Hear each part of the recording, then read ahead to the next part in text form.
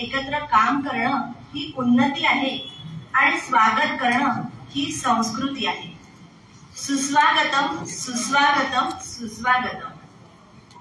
मंच आतुरला आज तेजस व्यक्तिमत्व पाहण्यासाठी, मंच आसूसला आज कर्तव्याच्या स्पर्शासाठी, मंच सजला आज मनोभावे स्वागतासाठी, मंच नटला आज आदर भावे सन्मानासाठी. आजच्या कार्यक्रमाला आलेल्या सर्व मान्यवरांचं आणि उपस्थित श्रोत्यांचं मी शब्दसुमनांनी मनोभावे स्वागत करते. आजच्या या आगळ्यावेगळ्या पुस्तक प्रकाशन सोहळ्याची आपण आतुरतेने वाट बघत आहोत. त्या सोहळ्याला आता आपण सुरुवात करणार आहोत. सर्वप्रथम भारत विकास परिषदेच्या अध्यक्षा सौ डॉक्टर कीर्ती समुद्र आणि विवेक प्रकाशनचे जिल्हा प्रतिनिधी श्री गुरुराजी कुलकर्णी यांना मी विनंती करते की त्यांनी आम्ही संघात का हो या पुस्तकाचे लेखक पद्मश्री श्री रमेशजी पतंगे आणि आजचे प्रमुख पाहुणे डॉक्टर सुहासजी हळदीपूरकर यांना मंचावर स्थानापन्न होण्यासाठी घेऊन यावे.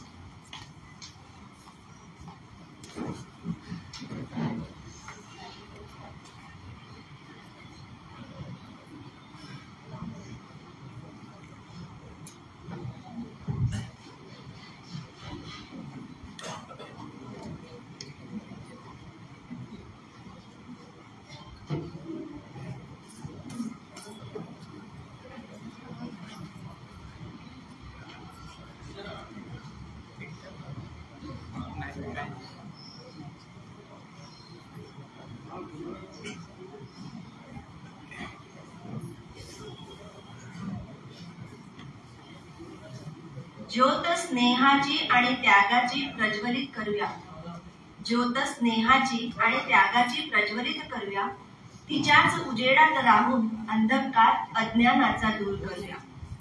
आजचे प्रमुख पाहुणे डॉक्टर श्री सुहासजी हळदीपूरकर तसेच पद्मश्री श्री रमेशजी पतंगे आणि मंचावरील मान्यवरांना मी विनंती करते की त्यांनी दीप प्रज्वलनाने कार्यक्रमाचा श्री गणेश करावा.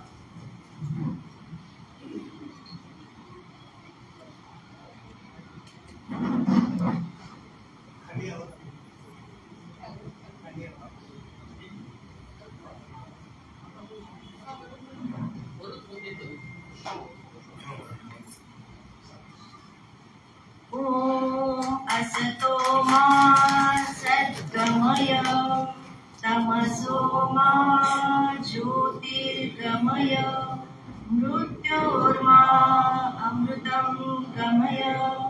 ओम शांति शांति शांति.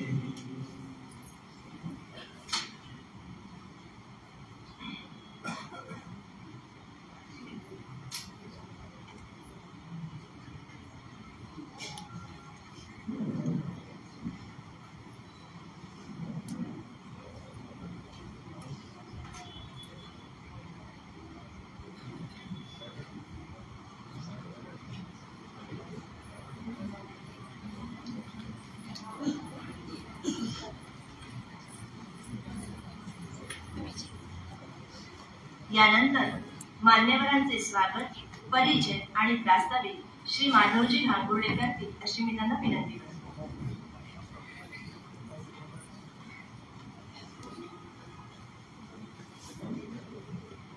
नमस्कार.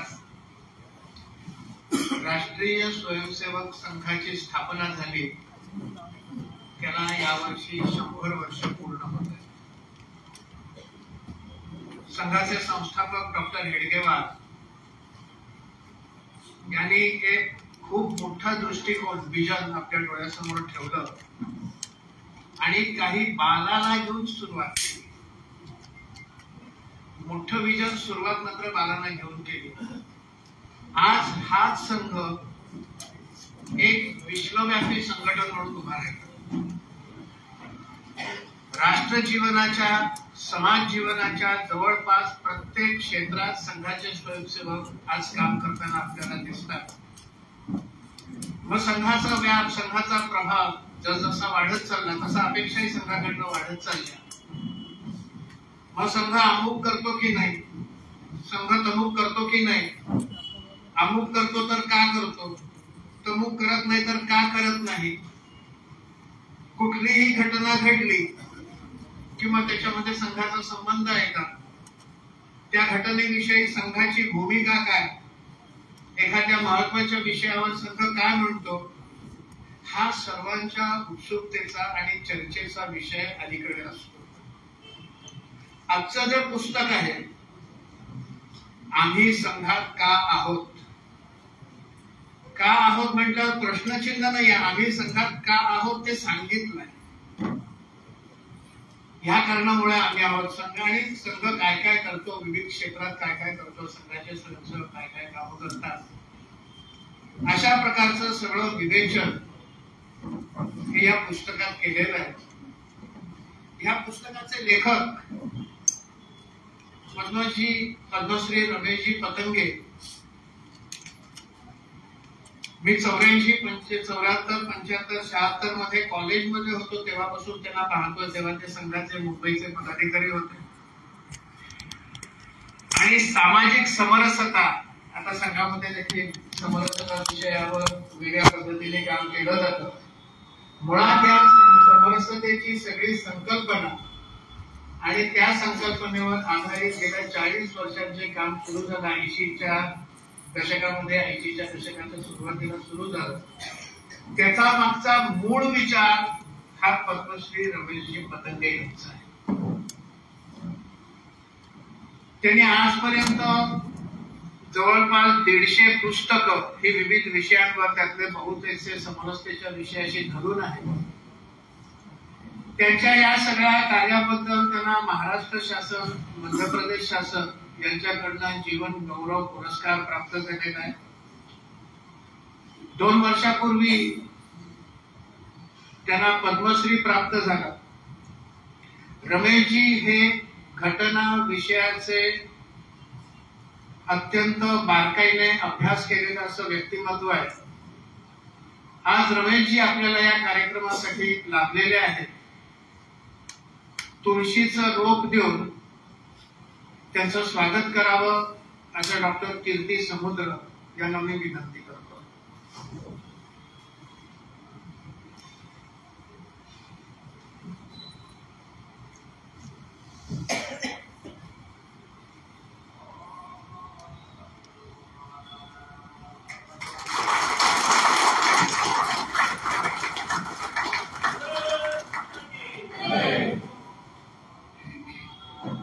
या कार्यक्रमासाठी वेळात वेळ काढून डॉक्टर सुहास हळदीपूरकर हे प्रसिद्ध नेत्रतज्ञ आहेत. नेत्र चिकित्सेच्या विषयात त्यांचं मोठं काम आहे. त्याच विषयात ते भरपूर सामाजिक काम देखील करतात. अनेक ठिकाणी कॅम्प्स वगैरे ते घेत असतात. पनवेलकरांना डॉक्टर हळदीपूरकर माहिती नाही असं नाहीये. विवेकचे जिल्हा प्रतिनिधी गुरुराजजी कुलकर्णी यांना विनंती करतो, आम्ही संघात का आहोत या पुस्तकाच्या प्रस्तावनेत संघाचे सरसंघचालक माननीय मोहनजी भागवत यांनी दुसऱ्या एका पुस्तकाचा उल्लेख केलाय, मी मनू आणि संघ. हे मी मनू आणि संघ हे पुस्तक त्यांना भेट द्यावी असं विवेकचे जिल्हा प्रतिनिधी गुरुराजजी कुलकर्णी यांना विनंती.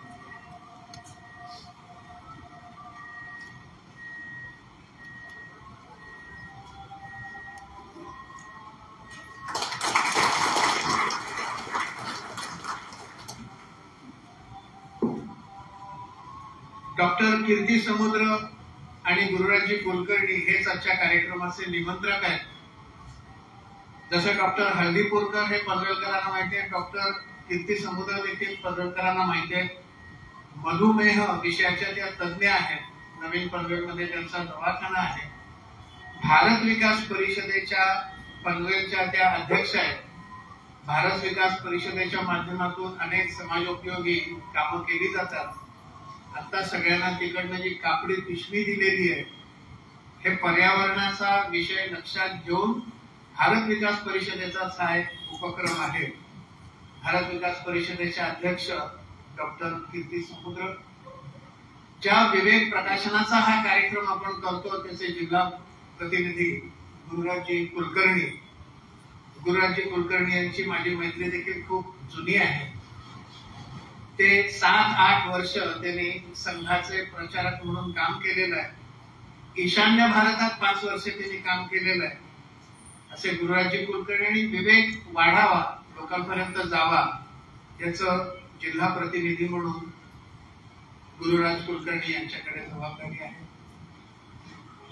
विशेष उल्लेख म्हणजे आजच्या कार्यक्रमाला आपले पनवेलचे आमदार, त्यांचा कार्यक्रम तसा व्यस्त असतो, सकाळी सुरू झाला की रात्रीपर्यंत सुरूच असतं काही ना काहीतरी. त्या सगळ्यामध्ये मुद्दामून वेळ काढून ते या कार्यक्रमाला उपस्थित राहिले. त्याबद्दल त्यांचं स्वागत आहे. बाकी प्रशांतजींचा परिचय मी इथे करून देणं, ते इकडचे आहेत, आपण इकडचे आहात. मी 15-16 वर्षापूर्वी पनवेलला राहायला आलो, त्यामुळे मी बाहेर न येऊन त्यांचा इथे परिचय करून देणं म्हणजे धृष्टता होईल. आपण सगळे त्यांना ओळखतो. त्यांचंही स्वागत आहे. पुढचा कार्यक्रम आता पुढे.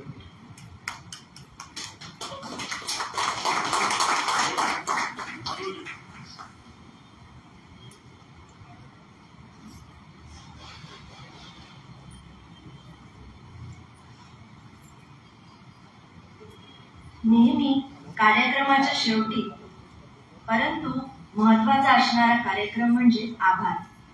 ज्या सर्वांच्या योगदानामुळे हा कार्यक्रम होतो आहे त्यांचे आभार मानणे हे महत्वाचे असते. त्यासाठी मी सौ कल्पनाताई राऊत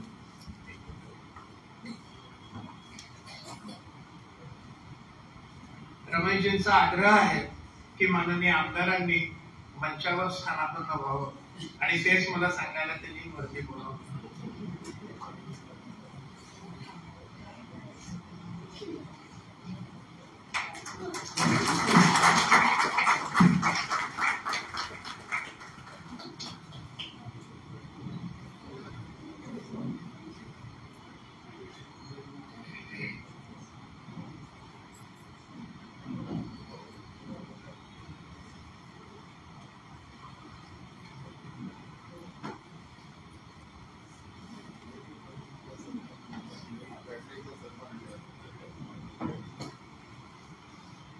ज्या सर्वांच्या योगदानामुळे हा कार्यक्रम होतो आहे त्या सर्वांचे आभार मानणे हे खूप महत्वाचे आहे.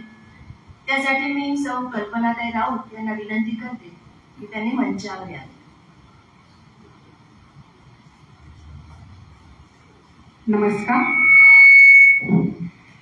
आजच्या या कार्यक्रमाच्या व्यवस्थेच्या संदर्भात जेव्हा आमची बैठक झाली त्या बैठकीत प्रमुख पाहुणे म्हणून कोणाला बोलवायचं असं आमची चर्चा चाललेली होती. आणि माधवजी म्हणाले की रमेशजींचीच अशी इच्छा आहे की डॉक्टर हळदीकुलकरांनी यावं आणि म्हणून तेव्हा त्याच्या नावावर शिक्कामोर्तब झालं. आणि पुस्तक प्रकाशन या सोहळ्यासाठी वेळात वेळ काढून आपण आला सुहासजी हळदीकुलकर सरांचे मी मनापासून आभार मानते. आम्ही संघात का आहोत त्या पुस्तकाचे प्रकाशन करण्याची संधी आम्हाला पनवेलकरांना रमेशजींनी उपलब्ध करून दिली, त्यामुळे त्यांचेही मी मनापासून आभार मानते. भारत विकास परिषद संस्थेने या कार्यक्रमाची जबाबदारी घेतल्याबद्दल त्यांचेही मनापासून आभार मानते. विवेक प्रकाशनचे या कार्यक्रमासाठी जे सहकार्य लाभलं त्या सहकार्याबद्दल श्री गुरुराजी कुलकर्णी यांचेही मनापासून आभार मानते. तसेच पुढे जी आपली मुलाखत होणार आहे त्या मुलाखतीत विजयजी रमेशजींची मुलाखत आणि घेणार आहेत, त्यामुळे विजयजींचे सुद्धा मी मनापासून आभार मानते. तन्वी जोशी ती एक वैयक्तिक गीत आपल्यासमोर सादर करणार आहे. तन्वी जोशी आणि तिला साथ देणार आहे शार्दूल डोंगरे आणि त्याच्यामुळे त्या दोघांचेही मनापासून या कार्यक्रमासाठी आभार मानते. गोखले हॉल व माईक व्यवस्था या कार्यक्रमासाठी त्यांनी उपलब्ध करून दिली ते गोखले हॉलचे सुयोगजी पैसे, त्यांचेही मनापासून मी आभार मानते. सर्वात महत्वाचे म्हणजे श्रोतू वर्ग आणि सर्व समाजातील प्रतिनिधींना आम्ही आवर्जून या कार्यक्रमासाठी निमंत्रित केलेलं होतं. तर त्या सर्व प्रतिनिधींचेही आमचा निमंत्रणाचा मान राखून ते सगळेजण उपस्थित राहिले आणि म्हणून त्यांचेही मी मनापासून आभार मानते. या सर्व कार्यक्रमाच्या व्यवस्थेमध्ये सर्व संघाचे स्वयंसेवक कार्यकर्ते त्यांनी खूप छान काही व्यवस्था ठेवली, त्याच्यामुळे त्यांचेही मनापासून आभार मानते. धन्यवाद.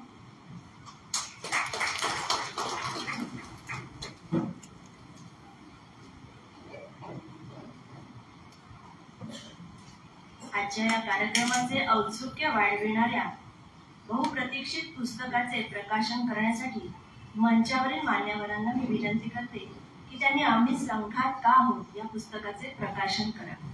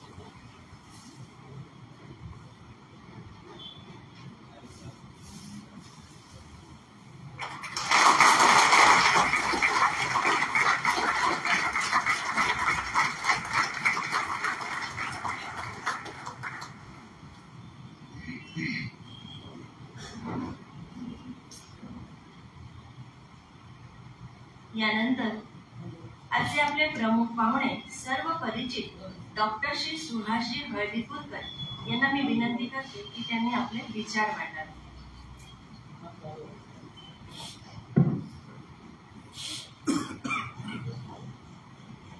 आदरणीय पद्मश्री पतंगे सर, आपले आमदार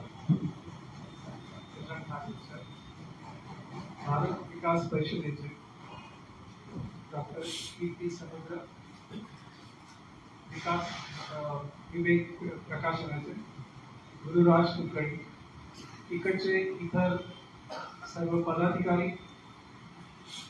आज ह्या कार्यक्रमात आलेले सगळे पनवेलकर आणि माझे प्रिय बंधू भगिनींनो, अशा ह्या एका चांगल्या कार्यक्रमाला मला इथं यायला मिळालं आणि तुम्ही मला आमंत्रित केलं त्याबद्दल मी खरोखर आभारी आहे. आणि special thanks to sir, it was because of you. मी पतंगे सरांना आता कित्येक वर्ष ओळखतो आणि प्रत्येक वेळा त्याच्याशी मी जेव्हा चर्चा करायचो मला सतत असं वाटायचं की ही चर्चा इथं थांबू नये. म्हणजे ह्या व्यक्तीची कुठल्याही विषयावरची एक सखोल अशी इन डेप्थ नॉलेज आणि ज्या पद्धतीने तो विषय ते हाताळायचे and the way he would say it. आणि तुम्हाला सांगतो प्रत्येकदा त्यांच्याशी चर्चा झाल्यानंतर I would feel so small की ह्या विषयावर आम्ही सर्वसाधारण बरंच काही येतं, पण compare to what he knows we knew nothing. मी ऍक्च्युली कारवारचा, मी जेव्हा शाळेत होतो ते आमच्या गावामध्ये 1-2 अशा शाखा होत्या आणि मी अगदी फ्रॉम द आउटस्कर्ट्स, म्हणजे मी येता जाता अगदी त्वराने ह्या शाखेकडे बघायचो आणि कित्येक वेळ वाटायचं की I must go and attend them, पण समहाव तो काय मला चान्स मिळाला नाही. त्यानंतरच्या आयुष्यात पनवेलला येईस्तोवर मी RSSच्या इतक्या चांगल्या चांगल्या गोष्टी ऐकत होतो त्यामुळे सतत मला त्याच्याबद्दल, त्या संघाबद्दल खूप काही वाटायचं. आणि 45 वर्षांपूर्वी इथं आलो आणि कोइन्सिडेंटली याच वास्तूमध्ये म्हणजे गोखले वाड्यामध्ये मी माझी पहिली सुरुवात केली. आणि फॉर्च्युनेटली जे माणसं मला इनिशियल पिरियडमध्ये भेटत गेले ते all where connected to Sangh. आणि त्यामुळं it gave an insight into me की संघ हा फक्त हिंदू राष्ट्रबांधणीचं काम करत नाहीये, इट इज ऑल्सो मेकिंग किंवा mark you. Thank you so much.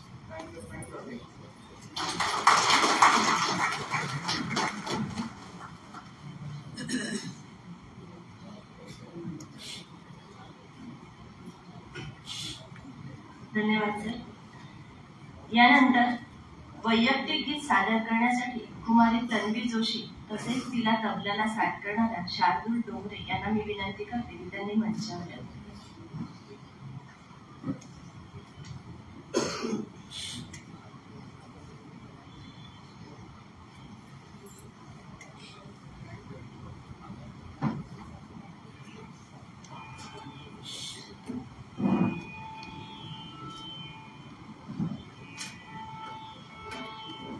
निर्मल पावन भावना सभी के सुख की कामना गौरवमय समरस जन जीवन यही राष्ट्र आराधना चले निरंतर साधना चले निरंतर साधना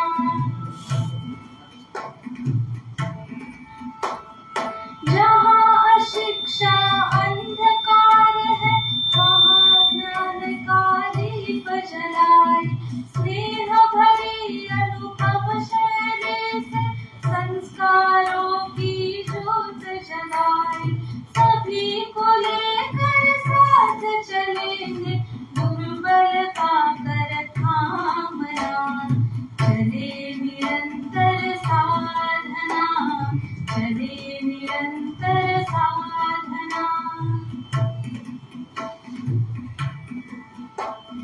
जहाँ व्याधियों और अभावों में मानवता तड़प रही घोर विकारों अभिशापों से देखो जगती झुलस रही एक एक आंसू को पोंछे सारी पीड़ा लांघना चले निरंतर साधना चले निरंतर साधना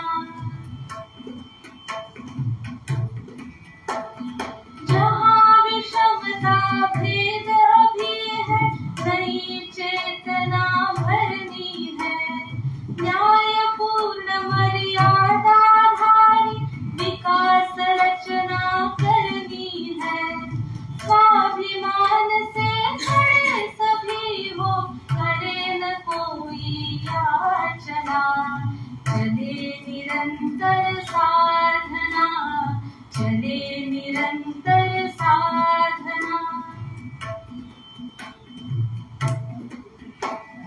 नर सेवा नारायण सेवा है अपना कर्तव्य महान अपनी भक्ति अपनी शक्ति ये करना जन जन का काम अपने तप से प्रगटाएंगे माँ भारत कमलासना चले निरंतर साधना चले निरंतर साधना निर्मल पावन भावना सभी के सुख की कामना गौरवमय समरस जन जीवन यही राष्ट्र आराधना चले निरंतर साधना चले निरंतर साधना.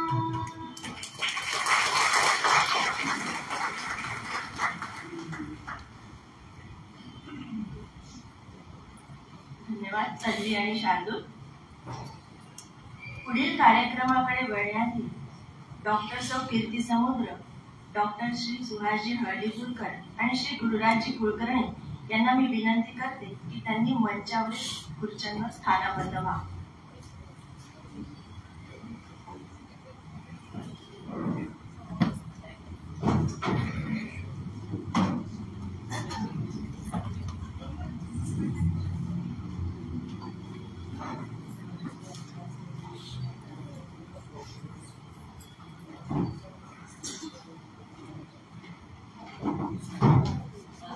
निर्मल पावन भावना सभी के सुख की कामना गौरवमय समरस जन जीवन यही राष्ट्र आराधना चले निरंतर साधना चले निरंतर साधना.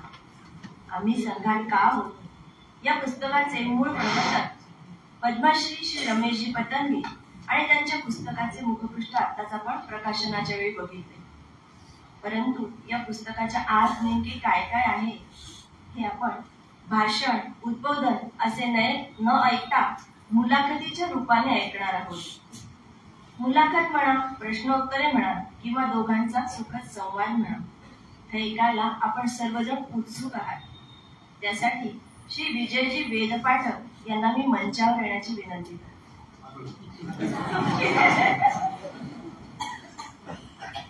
आता मंचावर आपण आला आहात तर मुलाखतीला सुरुवात करायला हरकत नाही असं मला वाटतं.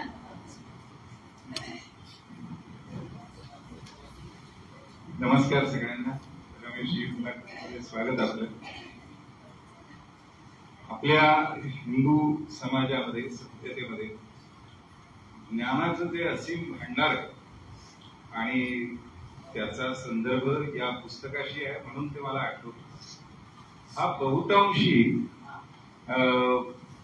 उपनिषदांच्या माध्यमातून येतो आणि आपल्याला कल्पना असेलच की उपनिषद म्हणजे ज्ञानी व्यक्तीच्या सान्निध्यात किंवा ऋषींच्या, म्हणजे त्याला अगदी नावच घ्यायचं झालं तर ऋषींच्या सान्निध्यात त्यांच्या जवळ बसून प्रश्नोत्तरांच्या माध्यमातून संपादन केलेलं ज्ञान, त्यांच्याकडे केलेली चिकित्सा आणि त्यातून उपलब्ध झालेलं जे सार आहे ते म्हणजे उपनिषद आहे. आणि त्याचा संबंध या पुस्तकात आहे, कारण बहुतांश फारच इंटरेस्टिंग विषय आहे पुस्तकामध्ये. आणि जो प्रतिपाद्य विषय आहे पुस्तकाचा त्या व्यतिरिक्त खूप माहिती उपनिषदांच्या संदर्भातली या पुस्तकातून मिळते. तो काय आहे ते आपण जेव्हा पुस्तक वाचाल त्यावेळेस आपल्या लक्षात येईल. तर एक काळ असा होता संघामध्ये, म्हणजे अगदी मी बाल स्वयंसेवक होतो तोपर्यंतचा तरी निदान असा काळ होता की बौद्धिक हे तसं ज्याला बौद्धिक आपण म्हणायचो, पण बहुतांशी तो संघटन, संघाचं काम, शाखेचं काम असा सगळा विषय घेऊन अनुभवी कार्यकर्त्यांनी मांडलेला विषय असायचा. फार तात्विक मांडणी त्यात नसायची. कामाला काय आवश्यक आहे ते सांगितलं जायचं. तात्विक चिंतनात्मक मांडणी वगैरे असं ऐकायचा योग फार दुर्मिळ होता. आणि त्यामुळे एक सूत्र सगळ्यांच्या बोलण्यामध्ये असायचं, जे ज्येष्ठ कार्यकर्त्यांकडनं ऐकलेलं ते आपल्याला सांगायचे की संघ म्हणजे शाखा, शाखा म्हणजे कार्यक्रम. एवढं त्याला माहिती असायचं. आणि करायचं का तर हिंदूंचं संघटन. एवढंच काय ते जुजबी ज्ञान तात्विक दृष्टीने आपल्याला होतं. आणि कोणी जर प्रश्न विचारला की हिंदू संघटनेच्या बाबतीतला, सभ्यतेच्या बाबतीतला, वैश्विक वगैरे वगैरे असे थोडे जड प्रश्न आले तर शाखा चालवणारा कार्यकर्ता, ज्याला संघामध्ये मुख्य शिक्षक किंवा कार्यवाह म्हणतात, तर तो काय म्हणायचा की आमच्या अमुक अमुक आहेत, शिक्षक आहेत, त्यांना विचारा, ते सांगतील तुम्हाला. तर अशी अवस्था आपली वैचारिक क्षेत्रातली होती. आणि अशा या वैचारिक क्षेत्रामध्ये संघाचं लेखन साहित्य फारसं उपलब्ध नव्हतं. त्याची सुरुवात जर कुठून झाली असेल, निदान महाराष्ट्रापुरतं बोलायचं झालं तर पद्मश्री डॉक्टर रमेश पतंगे यांच्या मी, मनू आणि संघने झाली. त्याला एक तात्विक आधार, अनुभव आणि त्यावर आपलं चिंतन असं त्या पुस्तकाचं स्वरूप होतं. डॉक्टरांना जे आपण या कार्यक्रमामध्ये भेट दिलेलं आहे, तर तिथून सुरुवात झाली आणि मग एक लेखन प्रक्रिया, एक साहित्य निर्मिती, संघ विचार म्हणून मांडणी असा सगळा विषय पुढे सुरू झाला. आत्ताच जे हे नुकतंच पुस्तक आहे रमेशजी, तर याच्या मागे म्हणजे त्यावेळेस जर आपण बघितलं तर त्यावेळेसची परिस्थिती, समरसतेचं सुरू झालेलं काम, आणि विचारले गेलेले प्रश्न, संघ असताना समरसता, वेगळा विषय का, असा सगळा जो विषय सुरू झाला होता. तर हे जे पुस्तक आपण आम्ही संघात का आहोत, तर त्याच्या मागे काही चिंतन प्रक्रिया, काही विचार असं काही होतं किंवा विचार आधीपासून केलेला होता असं काही?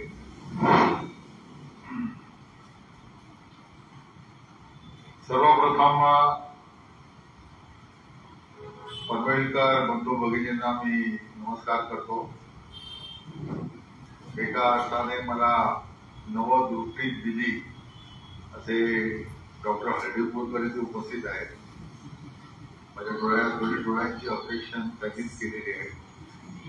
त्यामुळे लेखन विकन वाचन करणं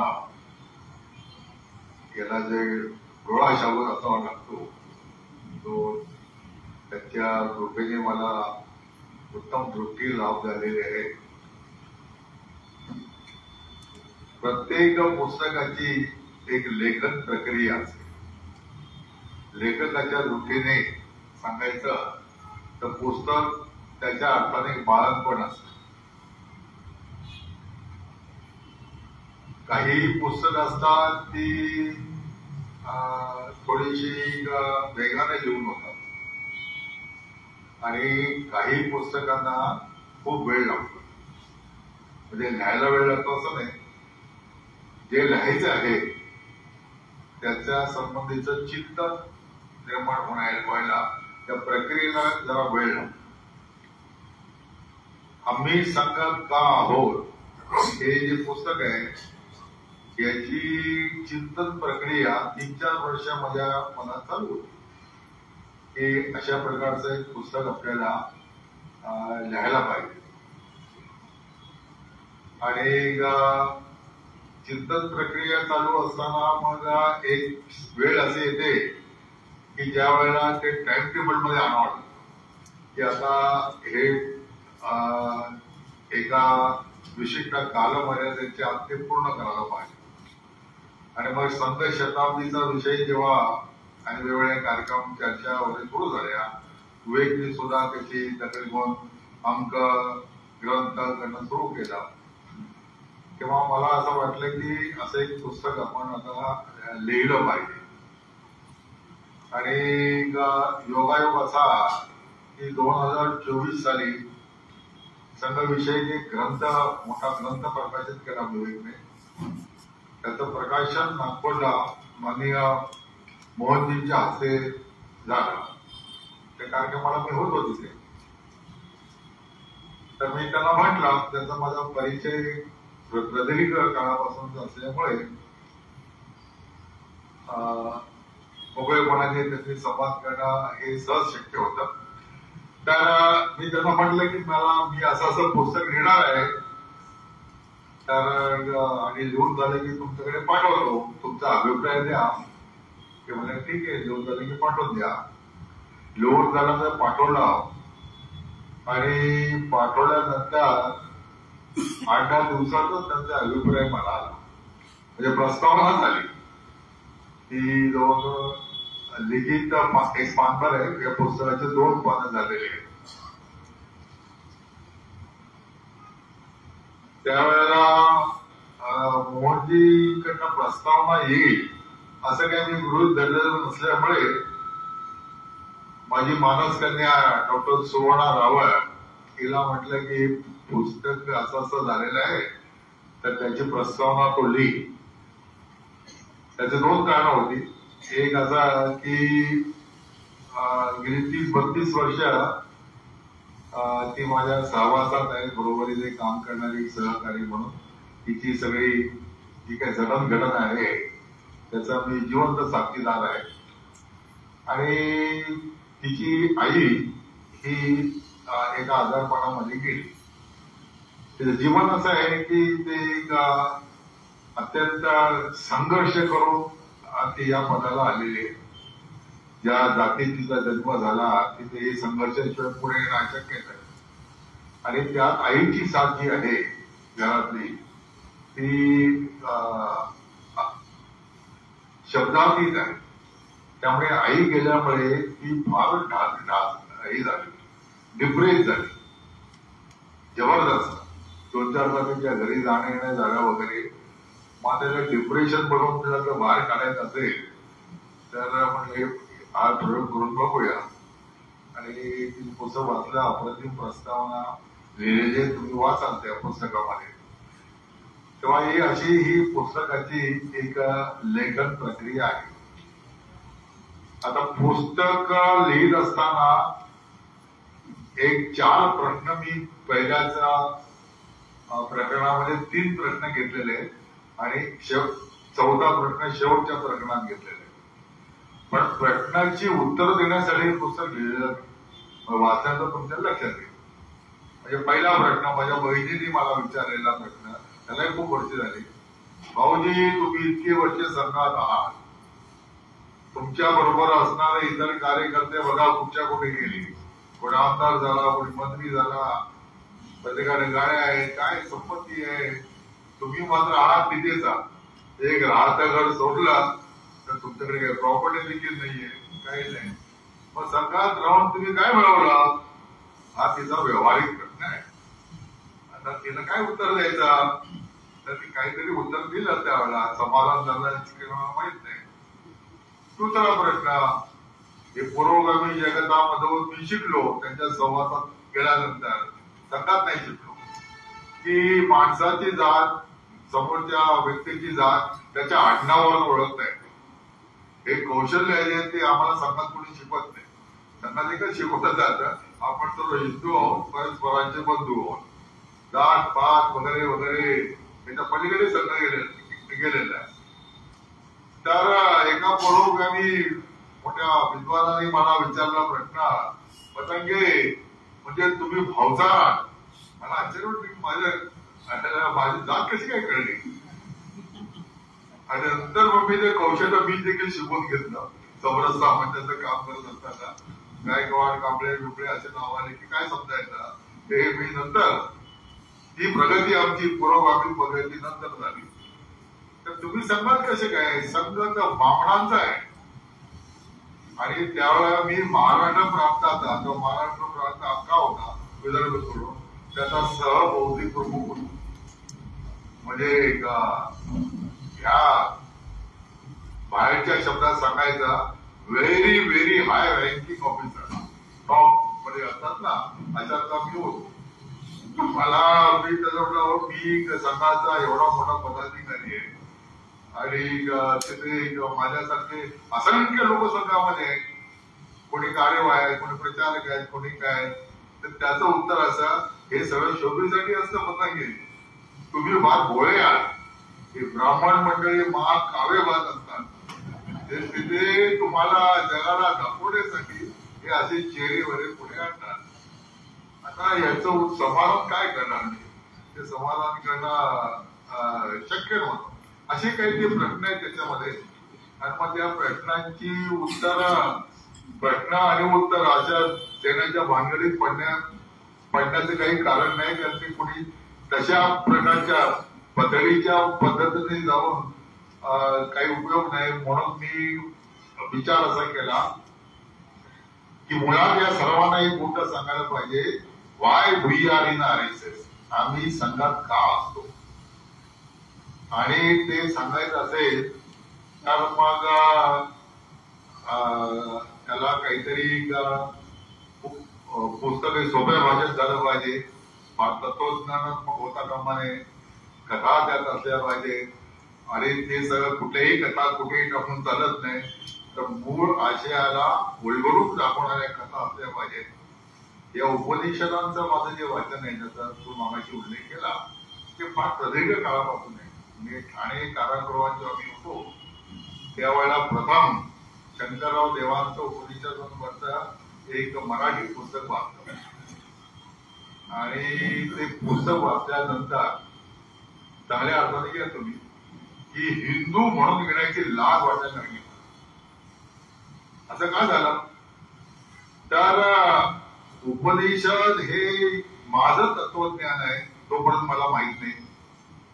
दुसरी गोष्ट ते तत्वज्ञान एक हिंदू म्हणून मला इतक्या उंचीवर घेऊन जातात आणि ती उंची आणि आज मी जगात असलेले जीवन याच्यात काहीही, मी म्हणजे सगळे हिंदू माणसं, यात काहीही संबंध नाही. हे जेव्हा माझ्या लक्षात येतात विचार म्हणजे पूजनीय सरसंघचालकांनी, तुम्ही आता प्रस्तावनेच्या वेळेस त्यांनी जे लिहिलेलं आहे की याच्या मागे मी मनू आणि संघची पार्श्वभूमी आहे की काय, किंवा त्याचा हा पुढचा भाग आहे का, असं जे त्यांनी उल्लेख केलेला आहे.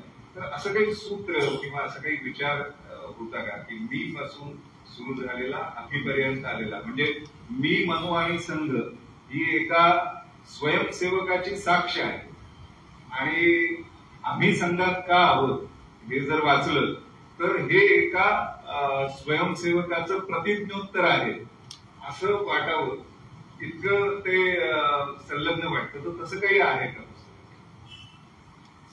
चांगला प्रश्न विचारला आणि त्याचं थोडं विस्तृत उत्तर द्यावं लागेल. त्याचं आहे की जेव्हा मी मनू आणि संघ या शिक्षकाचं पुस्तक मी लिहिलं त्यावेळेला ते दमोनाथ दातेंना दाखवलं. दमोनाथ दाते हे आमचे पालक मार्गदर्शक वगैरे सर्व होते. अनेक ज्येष्ठ कार्यकर्त्यांना दाखवलं होते. तेव्हा हा विषय आला की संघामध्ये मी असं कोणी म्हणत नाही, आम्ही ही संघाची भाषा आहे. वयम हिंदू राष्ट्रांग भूता या संघाच्या प्रार्थनेचे ते शब्द आहे.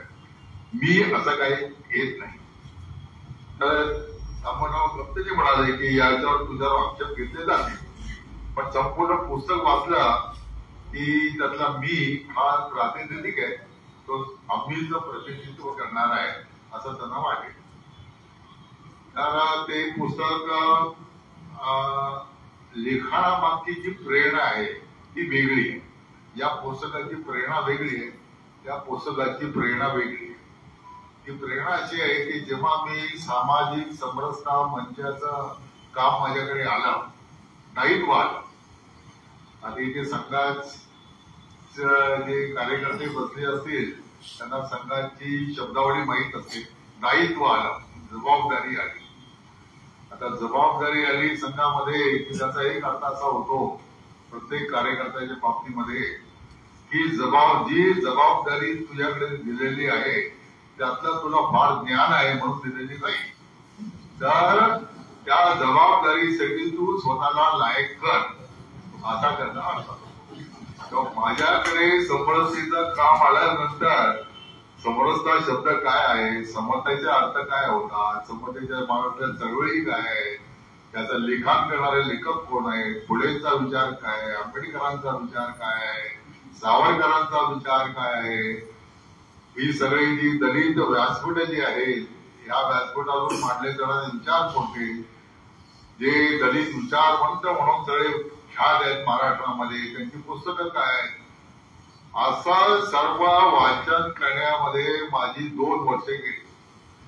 आणि ते मी इतकं उदंड वाचन केलं की 2 वर्षामध्ये मी त्यातला तज्ञ झालो.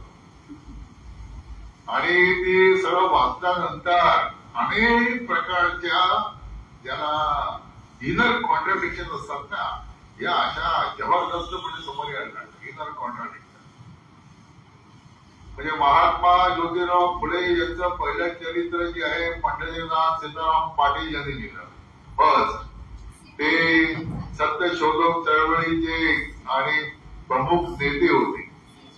ते एका परिषदामध्ये लिहितात तेव्हा महात्माजींच्या लक्षात आलं की जोपर्यंत अस्पृश्यता समाजामध्ये आहे तोपर्यंत हिंदू राष्ट्र दुर्बल राहील, ते सशक्त होणार नाही वगैरे वगैरे.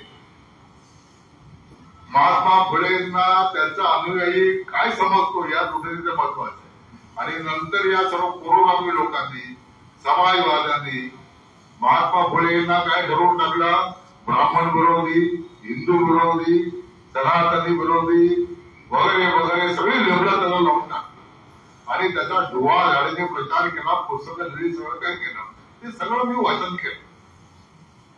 आणि मग ते दलित आत्मकथनं जेव्हा मी वाचली, कधी दया पवारांचं घडून असेल, उपरा असेल, तराळ अंतराळ असेल, दलित कवितांचं वाचन केलं. दलित कविता हा काही माझा आवडीचा विषय किंवा रुचीचा विषय नाही, आणि त्यातील दलित कविता वाचणं म्हणजे हिंमत लागते की अशी तुम्ही नाही वाचू शकणार. त्या जीवाळपणा अमोक तमोक आपण त्यांना वंदनीय मानतो, अशा पूजा करतो, अशा संबंधी जोडलेले कायदेरे ते वाचणं म्हणजे त्याला दिव्यच आहे. पण ते सगळं नाही केलं, कारण मला समृद्धीचं काम करायचंय. संघाने दिलेलं हे माझ्या गावाचं दायित्व आहे, आणि ते दायित्व निभावण्यासाठी मला स्वतःला पात्र केलं पाहिजे. तर ते करत असताना मग दलित आत्मकथनामध्ये जो विषय येतो, प्रत्येकाच्या काय विषय येतो, माझं जीवन दारिद्र्यात गेलं, वंचनेत गेलं, मग माझे दारिद्र्यामुळे कसे हाल झाले, शिक्षण घेताना काय झालं, अमुक झालं, तमुक झालं, समाजाने मला जातीने कसं छळला, याची अनेक उदाहरणं उदाहरणाचं ते एक नवीन आत्मकथनाचा झालं नाही. आपण सर्वांनी ते वाचलं पाहिजे.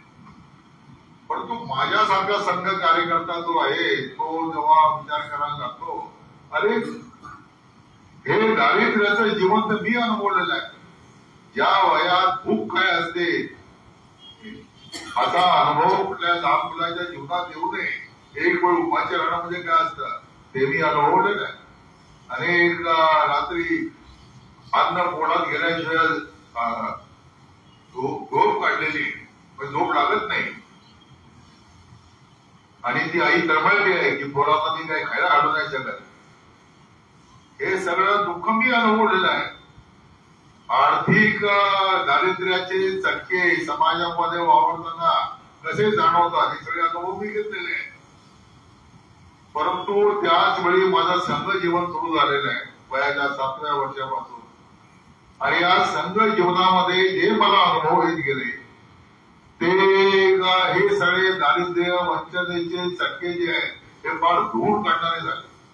आत्मीयतेचा व्यवहार कसा असतो हे संघातल्या सगळ्या शिक्षक, कार्यवाह, पदाधिकारी यांच्याकडून जे मला काही प्राप्त झालं ते धन ते मला जन्मभर कधी मी विसरू शकत नाही. आणि माझ्या आर्थिक स्थितीला, दारिद्र्याला, भूकेला जबाबदार कोण आहे? मी ज्या जातीत जन्मलो ती जात नाही, किंवा जातीमुळे हे सगळं मला प्राप्त झाले असं विश्लेषण मी करू शकत नाही. त्याचं कारण असं असेल, वडिलांनी जेवढं काही करायला पाहिजे, दायित्व पालन करायला पाहिजे कुटुंबाचा, त्यात ते कमी पडले. एवढ्या एकाच भाषेत मी म्हणू शकतो. त्याविषयी डिटेल मी माझ्या पुस्तकात दिलेलं आहे. पण आता वडीलही आयात नाही, आणि स्वतःच्या वडिलांविषयी फार बोलू नये असा एक संकेत असतो. तेव्हा ते जे आहे ज्याचं पितृत्व आहे, बाप म्हणून ते बनवणारे सर्व जे कोणी असतील त्याने लक्षात ठेवायला पाहिजे की बाप म्हणून त्याचं जे कर्तव्य आहे त्याच्यामध्ये तसोवर सुद्धा तिळाची सुद्धा उडीव राहता कामा नये. तो मुलगा तुम्हाला जन्मभर क्षमा करणार नाही नंतर.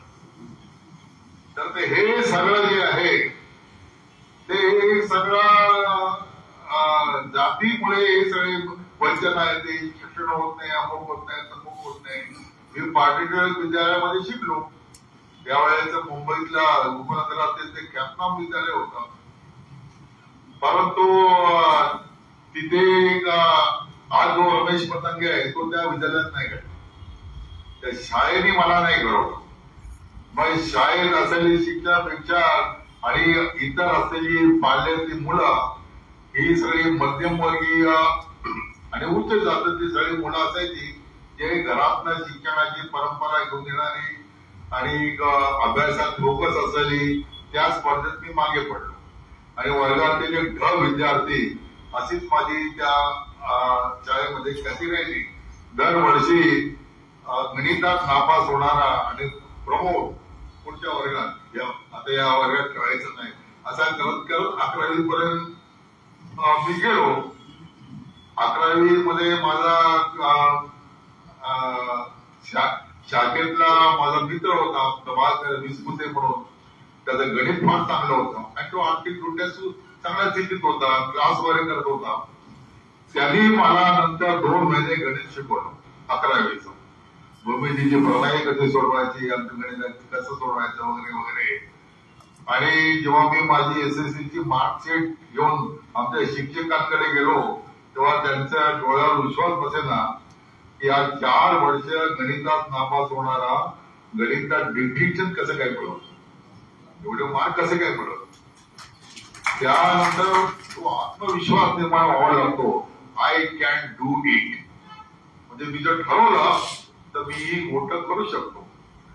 आणि तो जो आत्मविश्वास तो आजपर्यंत 2013 साली संविधान या विषयाची मला शून्य माहिती होती सोडून आज मी देशभर संविधान या विषयातला तज्ञ समजला जातो. आतापर्यंत सर्व देशभर या विषयावर वेगवेगळ्या विद्यापीठांना वकिलांच्या सगळ्या समूहाबरोबर 350च्या आसपास भाषणे दिली असते. तर हे जे ज्ञान येतं म्हणजे ते त्या विस्मृतीने जे माझ्यातलं घडून काढलं की शक्ती जी आहे त्या शक्तीची जी मला जाणीव झाली ती असं झालं. आणि म्हणून मग हे पुस्तक मी ठरवून लिहायचं की तुम्ही सगळे पुरोगामी परिवर्तनवादी डावे विचारवंत जे म्हणतात संघ विषमतावादी आहे, संघ अस्पृश्यता मानणारा आहे, संघ मनुस्मृती मानणारा आहे, संघ हा वगैरे वगैरे 1760 आरोप केले जातात. त्याची यादी या पुस्तकात दिलेली आहे. त्याला सणसणीत उत्तर दिलं पाहिजे आणि ते असं लॉजिकल उत्तर देऊन काही उपयोगाचं नाही. ज्याने ठरवलेलं आहे की तुला गाढवच म्हणायचं आहे तर मी गाढव नाही हे जर किती जरी समजून सांगितलं तरी आता ते ठरवलेलं आहे की तुला गाढवच म्हणायचं आहे, तो काही बदल होणार नाही. असं ज्यांनी गाढव म्हणण्याचं ठरवणारे जे गाढव आहे त्यांना आपण घोडा नाही बनवू शकत. म्हणून मी काय ठरवलं की माझं जीवन काय आहे, हाऊ आय लिव्ह, माझे संघातले अनुभव काय हे सर्व लिहिलं पाहिजे.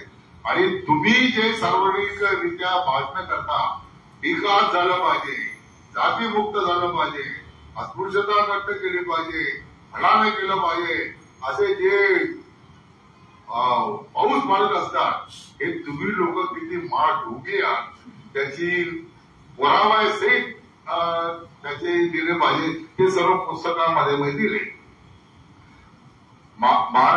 महाराष्ट्रातले महान लेखक साने गुरुजी आणि ज्यांच्याविषयी माझ्या मनातील खराखोटीचा आदर आहे आणि त्यांची कविता आहे खरा तो एकची धर्म जगाला प्रेम अर्पावे, सर्वांना पाठ असते.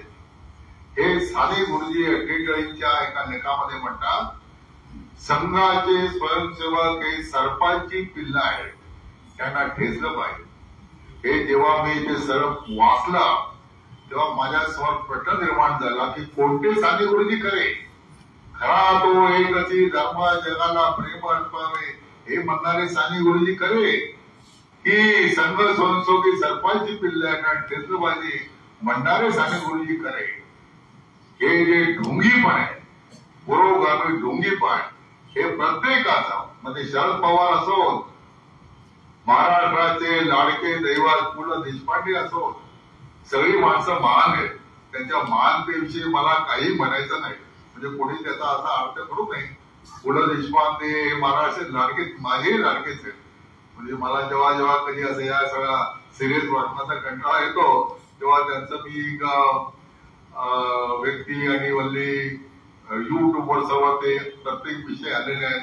वाऱ्यावरची वरा मी बघत बसतो. मनाला सात्विक आनंद देण्याचं सामर्थ्य त्यांच्या साहित्यामध्ये ते अजोड आहे. परंतु त्यांचा भावेचं संमेलन उधळण्यामध्ये त्यांचा जो सहभाग आहे तो विसरता येणार नाही. म्हणून तुमचं पुरोगामित्व हे मुखवटा नाहीये. तुम्ही 4 अर्थाने मानवतावादी नाहीये.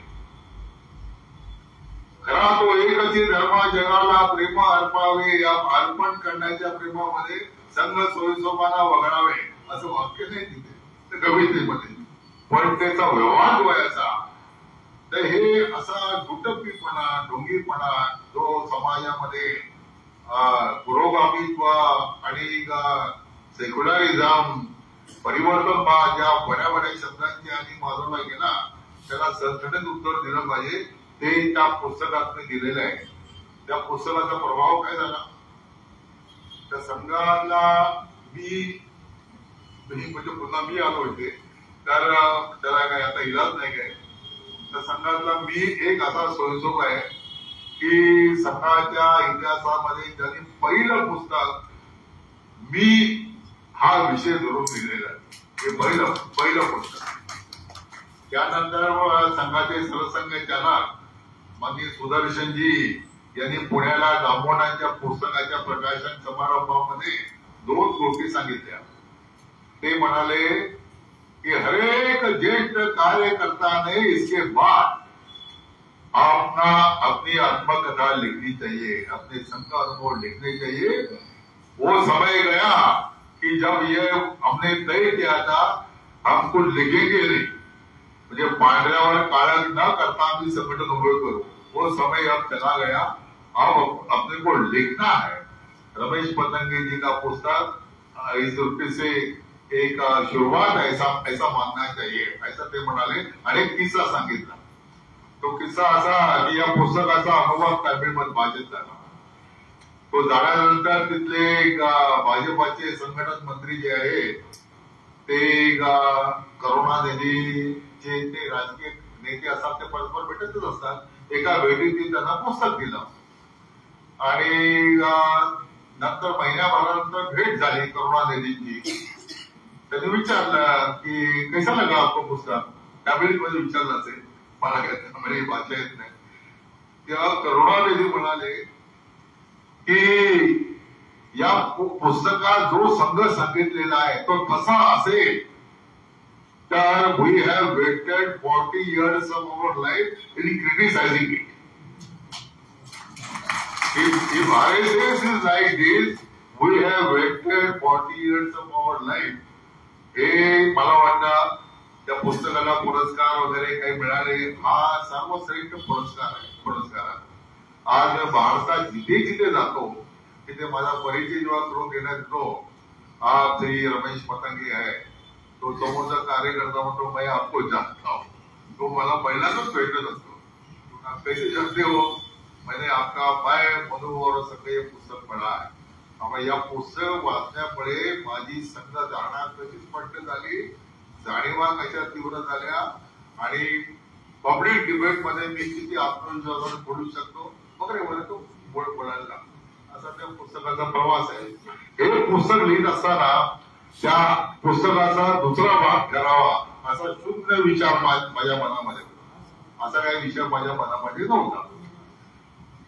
कारण असं आहे की काही पुस्तक अशी असतात ती अशी काही हेतूने, म्हणजे एक वेगळ्या हेतूने लिहिता येते, ती अशी स्फोरण व्हावी लागतात, अंतःकरणातून पुस्तकं यावी लागतात. मी मनोवाणी संघाल प्रकाशित होऊन सुद्धा आता 25 वर्षाहून अधिक काळ गेला. अनेक कार्यकर्ते मला असं म्हणतात याचा पुढचा भाग बोलली, तेव्हा मी त्यांना उत्तर देतो की बा हे असं पुस्तक जे आहे हे असं ठरून नाही लिहित आहे. त्यावेळेला मला माझ्या मनात असलेल्या ज्या तीव्र भावना आहेत त्यावेळी त्या पुस्तकामध्ये अशी माझी मनस्थिती जेव्हा तयार होईल तेव्हा त्याचा पुढचा भाग मी लिहिन.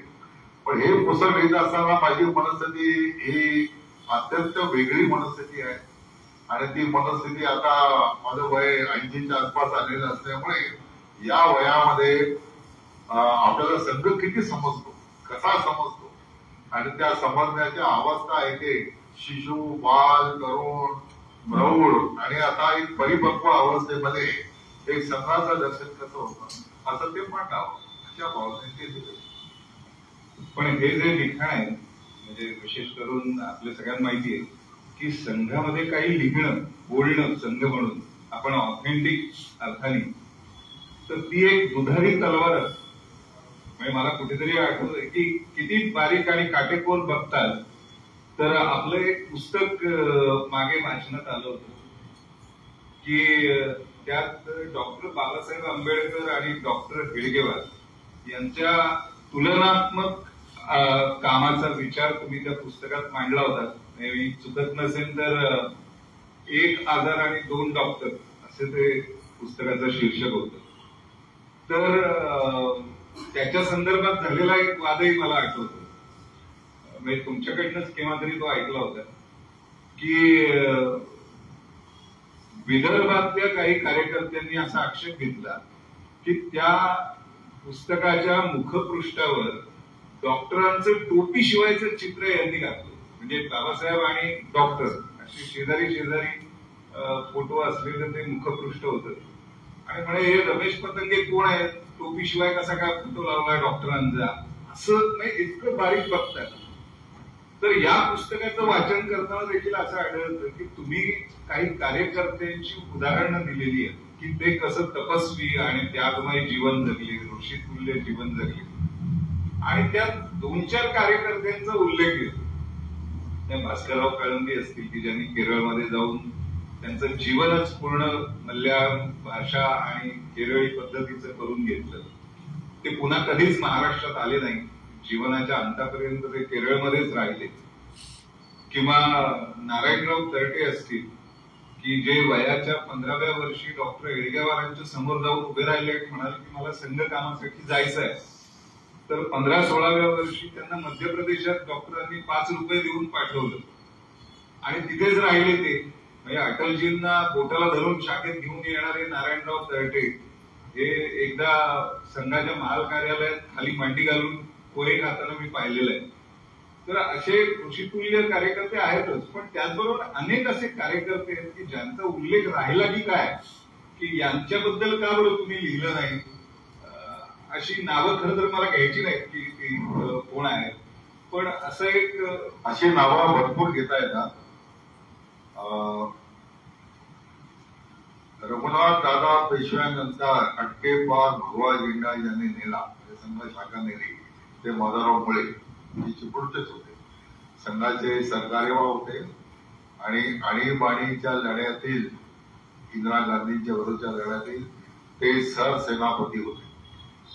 सगळी विरोधाची मुवमेंट जी आहे ती संघटित करण्याचं काम त्यांनी केलं. पण संघाच्या पद्धतीप्रमाणे आपण कोणाच्या नावाचा डंका पिटत नसल्यामुळे पण ते आम्हाला माहिती आहे ते काय आहे. आता अपाट कर्तृत्व असलेलं आहे. भाऊराव देवरस, बाळासाहेब देवरसांचे छोटे बंधू, त्यांनी दिनदयाळजींना घडवलं असं म्हणायला पाहिजे. इतके योग्यतेचे ते. आणि आता विद्या भारतीचं सगळ्या भारतात सर्वाधिक शाळा असणारी संस्था विद्या भारती आहे. तिचे उद्घाटक आहे. अशी कितीतरी नावं सांगतात.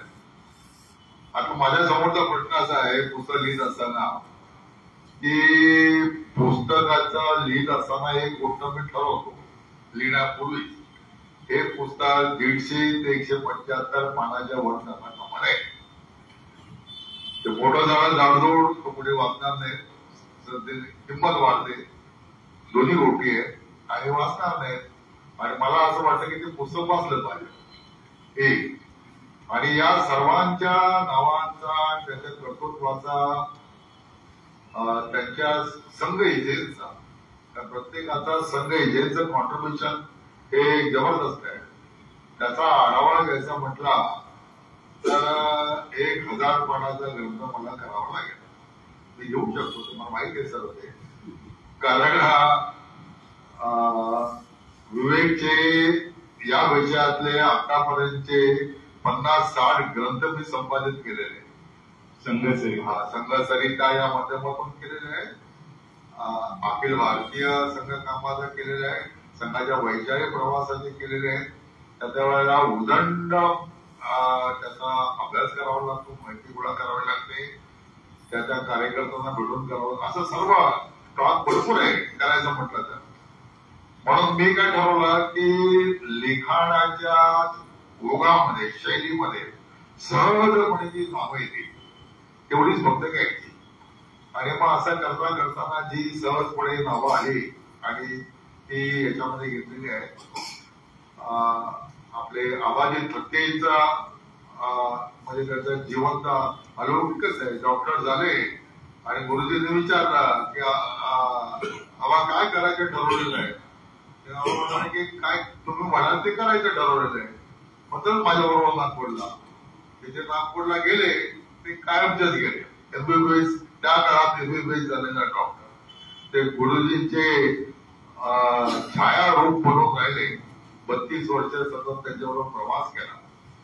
असा प्रत्येकाचा त्यांचं सगळ्यांचं स्वतंत्रपणे लिखाण वेळेमध्ये ग्रंथ रूपाने, अंक रूपाने, पुस्तक रूपाने असं भरपूर झालेलं आहे. आणि म्हणून मी ते तो मोफत गाणे ही फार मोठी कठीण गोष्ट होती. आपल्याला सगळं माहीत आहे. आणि हे नावं वगैरे आता जसं मोरोपंतांचं तुम्ही उदाहरण नाव घेतलं तर मोरोपंत कोण आहे. तर एका वाक्यात सांगायचं की आज पंतप्रधान मोदी आहे. तर एक संघ प्रचारक होते ते. त्या संघ प्रचारकाला पंतप्रधान पदावर नेऊन बसवलं. यासाठी ज्या सगळ्या अनंत उसापाटी उडाडाली कराव्या लागतात ते करणारे महाप्रतिभाशाली प्रचारक म्हणजे मनोज पिंगळे. इतकं त्यांचा अफाट कर्तृत्व आहे. त्यांचा पुस्तक आपण आता नुकतंच प्रकाशित केलेलं आहे.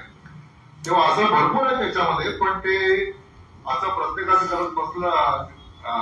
प्रत्येकाचं म्हणजे काही आणखीन काही नाव घ्यायची म्हटली तर पुस्तकाची जाळी खूप वाढली असेल. म्हणून मी प्रातिनिधिक घेतली. एक घेतला भास्करराव कळंबी घेतले की त्यांच्या पिढीतील सगळ्या प्रचारकांचा त्याच्यामध्ये आला, अमोलेख आला असं म्हणायला पाहिजे. आणि सर्वसामान्य कार्यकर्त्यांची काही नावं मुद्दाम घेतली की जी साधारणतः अज्ञात असतात आणि ती फार थोडक्या मोजक्या लोकांना माहीत असतात. परंतु जे काम एखादे माधवराव पळे करतात अफाट, पण तेच काम तोच कार्यकर्ता आपल्या सिव्हिल क्षेत्रामध्ये करत असतो. क्वालिटीच्या दृष्टीने दोघांच्या कामामध्ये काही फरक नसतो, व्याप्तीच्या दृष्टीने खूप मोठा फरक असतो. तेव्हा त्या कार्यकर्त्यांचे त्याच्यामध्ये असे काही निवडक कार्यकर्त्यांचे उल्लेख केलेले आहेत. कोणाला गायला मिळणार विषय तर काय माझ्यासारख्या कार्यकर्त्यांच्या मनाच्या बाबतीत असंभव आहे असा एक थोडा या पुस्तकात प्रतिपाद्य असलेला एक 2 प्रकरण जवळपास 1 किंवा 2 प्रकरण ही ज्याच्यावर आहेत आणि आत्ताच्या काळामध्ये जो खूप संवेदनशील आणि विशेष करून संघ आणि भारतीय जनता पक्ष किंवा सरकार भारतीय जनता पक्ष याच्यावर आघात करण्यासाठी ज्याचा उपयोग केला जातो असं संविधान हा विषय. खरं तर तुमच्या तो अभ्यासाचाच विषय आहे. जगभरातली अनेक संविधानं तुम्ही अभ्यासली. तर संविधान हा विषय या पुस्तकाचा भाग व्हावा तर हे होणारे आक्षेप किंवा या ज्या चर्चा आहेत तर त्याला म्हणजे जसं की आरोप केला जातो की संविधान बदलतील ही मंडळी, तर याला काही उत्तर द्यावं म्हणून साठीची ती प्रकरणं घेतली आहेत का. आणि त्याला जोडूनच मला असं विचारावं वाटतं कारण बाबासाहेबांचाही तुमचा प्रचंड अभ्यास आहे. तर बाबासाहेब आणि संघ असा त्यांचा अभ्यास करत असताना काही साम्य स्थळ तुम्हाला आढळली का. म्हणजे जसं आता कराडला एक कार्यक्रम झाला अशी काही. मला वाटतं ह्या 2 प्रश्नाच्या उत्तरानंतर आपण थांबूया कारण ते विषय खूप दीर्घकाळ चालतो राहतील. तुम्ही पण कंटाळाल. ते हो म्हणत असतील तर थांबवू. ते हो म्हणत असेल तर. आता पहिला प्रश्न आहे संविधानाचा. जेव्हा मोठा गाजावाजा करून हे आक्षेप सुरू झाले की RSSचा संविधान बदलण्याचा हिडन एजेंडा आहे, भाजपाचा हिडन एजेंडा आहे. आणि हा हिडन अजेंडा आरोप करणाऱ्यांना माहीत झालेला आहे. आमची ज्याची हयात संघात गेली, केसर दिससाठी गेली, पिकली सर्व, त्यांना काहीच माहित नाही. हे असं अजब असतं.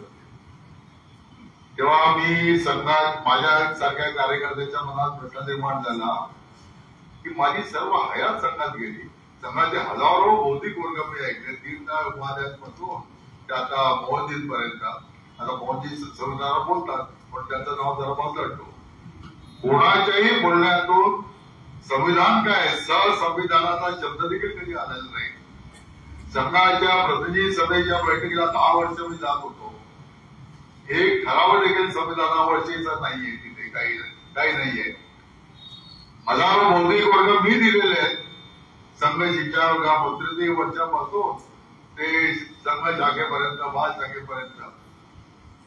आणि आमच्या बोलण्यातून कधी संविधान आला नाही. एवढे आपण त्यांनी आम्ही लोक आहोत तर आम्ही संविधान बदलणार म्हणजे काय करणार आहोत, लेट अस स्टडी. आणि ती जी तीव्र इच्छा मनात अशी निर्माण झाली की आपल्याला याच्या बळाशी जाऊन त्याचा अभ्यास केला पाहिजे. म्हणून आपलं जे महावाक्य आहे ना, जे श्रीमंत भारतातील गरीब लोक आपल्याला माहीत नसतं ते असं आहे. आता तो ज्ञान जिज्ञासा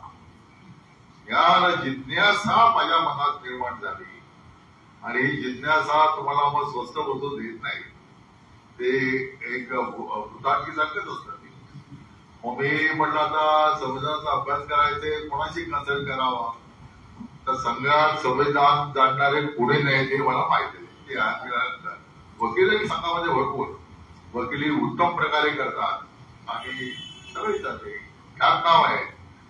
पण त्यांना जाऊन संविधान विषयी काय कुठली पुस्तकं वाचावी, एकाला मी चुकून विचारण्याचं धाडस केलं.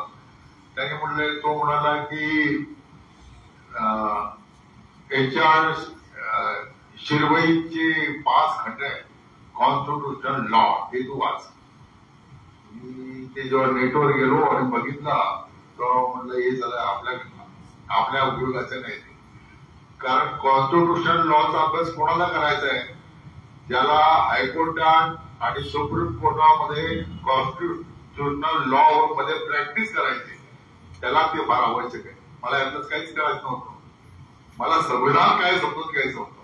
म्हणून मी शोध करत असताना जेव्हा आता तो ज्ञान जिज्ञासा मनात निर्माण होईल तेव्हा देवी सरस्वती तुमच्या मागे उभी राहतील आशीर्वाद घेऊन.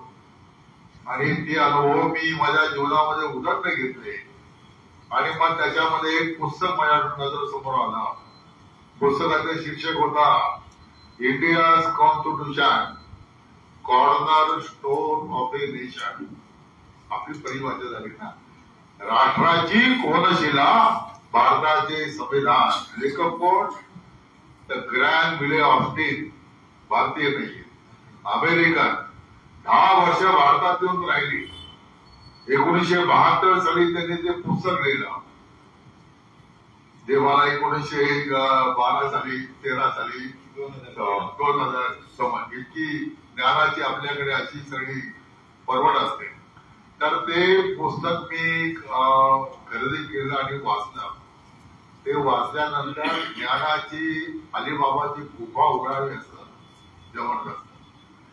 आणि मग असंख्य प्रश्न मनात निर्माण व्हायला लागले. त्या प्रश्नाची उत्तर शोधण्यासाठी पुस्तकं खरेदी करत राहणं हा विषय सुरू झाला. करता करता करता करता करता आज काय आहे, 52,000 रुपयाची पुस्तकं मी खरेदी केलेली आहे. माझं कपाटच्या पुस्तकाने भरून केलेलं आहे. आणि आता तुम्ही विचारा एवढी सगळी पुस्तकं वाचली का, तर हो म्हटलं तर आत्मप्रौढी होईल. कारण ते सगळे कॉन्स्टिट्यूशनल डिबेटचे 12 खंड आहेत. त्याची जाडी एवढी आहे, एवढे खंड कादंबरी सारखे वाचता येत नाही. पण फंडामेंटल लॉ राईट्स चे विषय येत असताना आर्टिकल 21 आहे, अतिशय इम्पॉर्टंट. त्यावर काय चर्चा झाली हे जर मला समजून घ्यायचं असेल की ते डिबेट वाचावे लागेल. कोणी काय काय कसे कसे विषय मांडलेले आहेत. पण ज्ञान होतं. आर्टिकल वाचून काही समजत नाही. डिबेट वाचलं की थोडं ज्ञान होतं. त्याच्यावरचे दिवाळी वाचावे लागतात, मग थोडं अधिक ज्ञान होतं. मग विदेशातले काही संविधानं वाचावी लागतात. तिथेही आर्टिकल 21 नसेल, पण तो जो मूळ आशय आहे तो त्याच्या कलमामध्ये कुठल्या कलमामध्ये आलेला आहे तिथे त्याचा आर्ग्युमेंट कसं चाललंय ते वाचावं लागतं. एवढं सगळं केल्यानंतर मग जेव्हा तुमच्याशी आम्ही बोलू तर तुम्हाला समजलं असं वाटतं केवढा त्यांनी म्हणून बसलाय पुढे तर ते असं प्रत्येकाने करू शकतो. मी केलं म्हणजे काय फार मोठा केला असं नाही, एव्हरीबडी कॅन डू इट. तर हे सगळं असं केल्यानंतर मग माझ्या लक्षात असं आलं की भारतीय संविधान हे संविधान काय असतं तर बेसिकली 4-5 गोष्टी तुम्ही नीट समजून घ्यायला पाहिजे. संविधानाचा विषय निघाला पाहिजे. पहिली गोष्ट, संविधान हे राज्याचं, स्टेटचं, ज्याला इंग्रजीमध्ये स्टेट म्हणतात.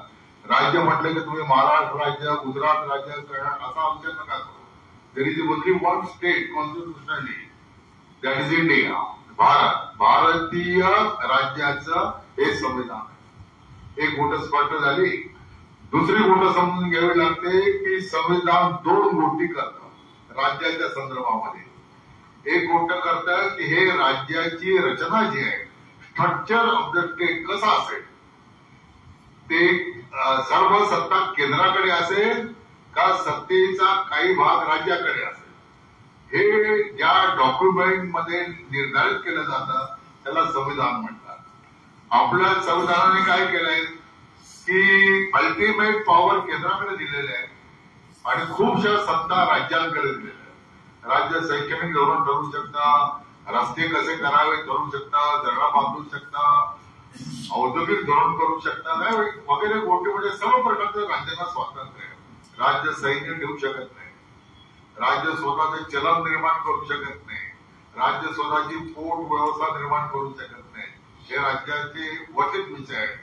परदेशात वकिलाती उघडू शकत नाही, ते भारत सरकारच्या वकिलाती असते, म्हणजे भारताची असते. राज्याचं स्ट्रक्चर कॉन्स्टिट्यूशन निश्चित करतं. हे प्रत्येक देशाचं करत असतं, आपण भारतापुरतं बोलतो म्हणून. आणि दुसरी गोष्ट संविधान करता, तिसरी गोष्ट ती म्हणजे कुठल्या प्रकारच्या लोकशाही राज्य व्यवस्थेमध्ये आपल्याला राहायचंय हे संविधान ठरवतं. जगामध्ये 2 प्रकारच्या लोकशाही राज्य पद्धती आहे. एक अमेरिकेची प्रेसिडेन्शियल फॉर्म ऑफ गव्हर्नमेंट, जिथे 4 वर्षासाठी राष्ट्रपती निवडला, राष्ट्रप्रमुख निवडला जातो. तो संसदेला जबाबदार नसतो, तो अध्यादेश म्हणून राज्य करणार, जसे ट्रम्प आता करतायत. तर आणि त्याला कोणी जाऊन विचारू शकत नाही. संसद वगैरे संसदीय तिथल्या त्याला काँग्रेस म्हणतात. अविश्वासाचा ठराव आणला आणि पारित केला तर तो केंद्राच्या टोपलीत जाईल, त्याची अंमलबजावणी होऊ शकत नाही. असं तिथलं संविधान आहे. पण 4 वर्षच राहणार तो, जास्त दिवस राहणार. 5व्या वर्षात आहेत त्यांच्या नशिबामध्ये, तेवढं राहणार नाही. तो 4 वर्ष राहील. आपण संसदीय पद्धती स्वीकारलेली आहे. या संसदीय पद्धतीमध्ये पंतप्रधान हा त्या सरकारचा प्रमुख असतो आणि तो संसदेला 24 तास जबाबदार आहे. राष्ट्रपती गमतीने सांगायचं तर बेजबाबदार आहे. संसदेला काही तो जबाबदार नाही. गमतीने समजून घेतात कुठला राष्ट्रपती बेजबाबदार नसतो आणि पंतप्रधान हा जबाबदार आहे, 24 तास जबाबदार आहे. जोपर्यंत संसदेचा विश्वास पंतप्रधानावर आहे तोपर्यंत तो अधिकार राहील. ज्या क्षणी जाईल त्या क्षणी त्याचा अटलजी सरकार होतो. ते एक मताने गेले, आपल्याला माहिती आहे. अविश्वासाचा ठराव एक मताने संमत झाला, अटलजींना राजीनामा द्यावा लागला. या पद्धतीच्या राज्य पद्धती कुठली असावी हे संविधान निश्चित करतं. चौथी गोष्ट संविधान निश्चित करतात ते म्हणजे राज्य सत्ता जी आहे, राज्य सत्तेचा जेव्हापासून तिचा उगम झाला असेल, लाख वर्षापूर्वी कधी म्हणा तुम्ही, तिथपासून तिचे काही गुणधर्म जे आहेत हे ठरलेले आहेत. ते जगातली कुठलाही विचारवंत आणि कुठलाही संत, कुठलाही धर्मात्मा बदलू शकत नाही, इतके ते आहे. पहिला गुणधर्म काय की राज्य सत्ता ही भ्रष्ट होण्याच्या दिशेने जाणारी असते. केजरीवाल म्हणेल की मी किती भ्रष्टाचारी लोकांच्यावर आंदोलन करून करणार आणि शेवटी भ्रष्टाचाराच्या आरोपामध्ये जेलमध्ये जाणार. तो राजसत्तेचा इनहेरेंट गुणधर्म आहे. तिथे बसलेला माणूस हा राजलक्ष्मीचा उपभोग घेण्याच्या दृष्टीने तो काही ना काही उचापती करणार. तेव्हा हा प्रत्येक राज्यव्यवस्था, म्हणजे राजेशाही असो, हुकुमशाही असो, लोकशाही असो, काही असो, हा राज्यसत्ता. दुसरा गुणधर्म आहे, हा एक वेळ चालू शकतो.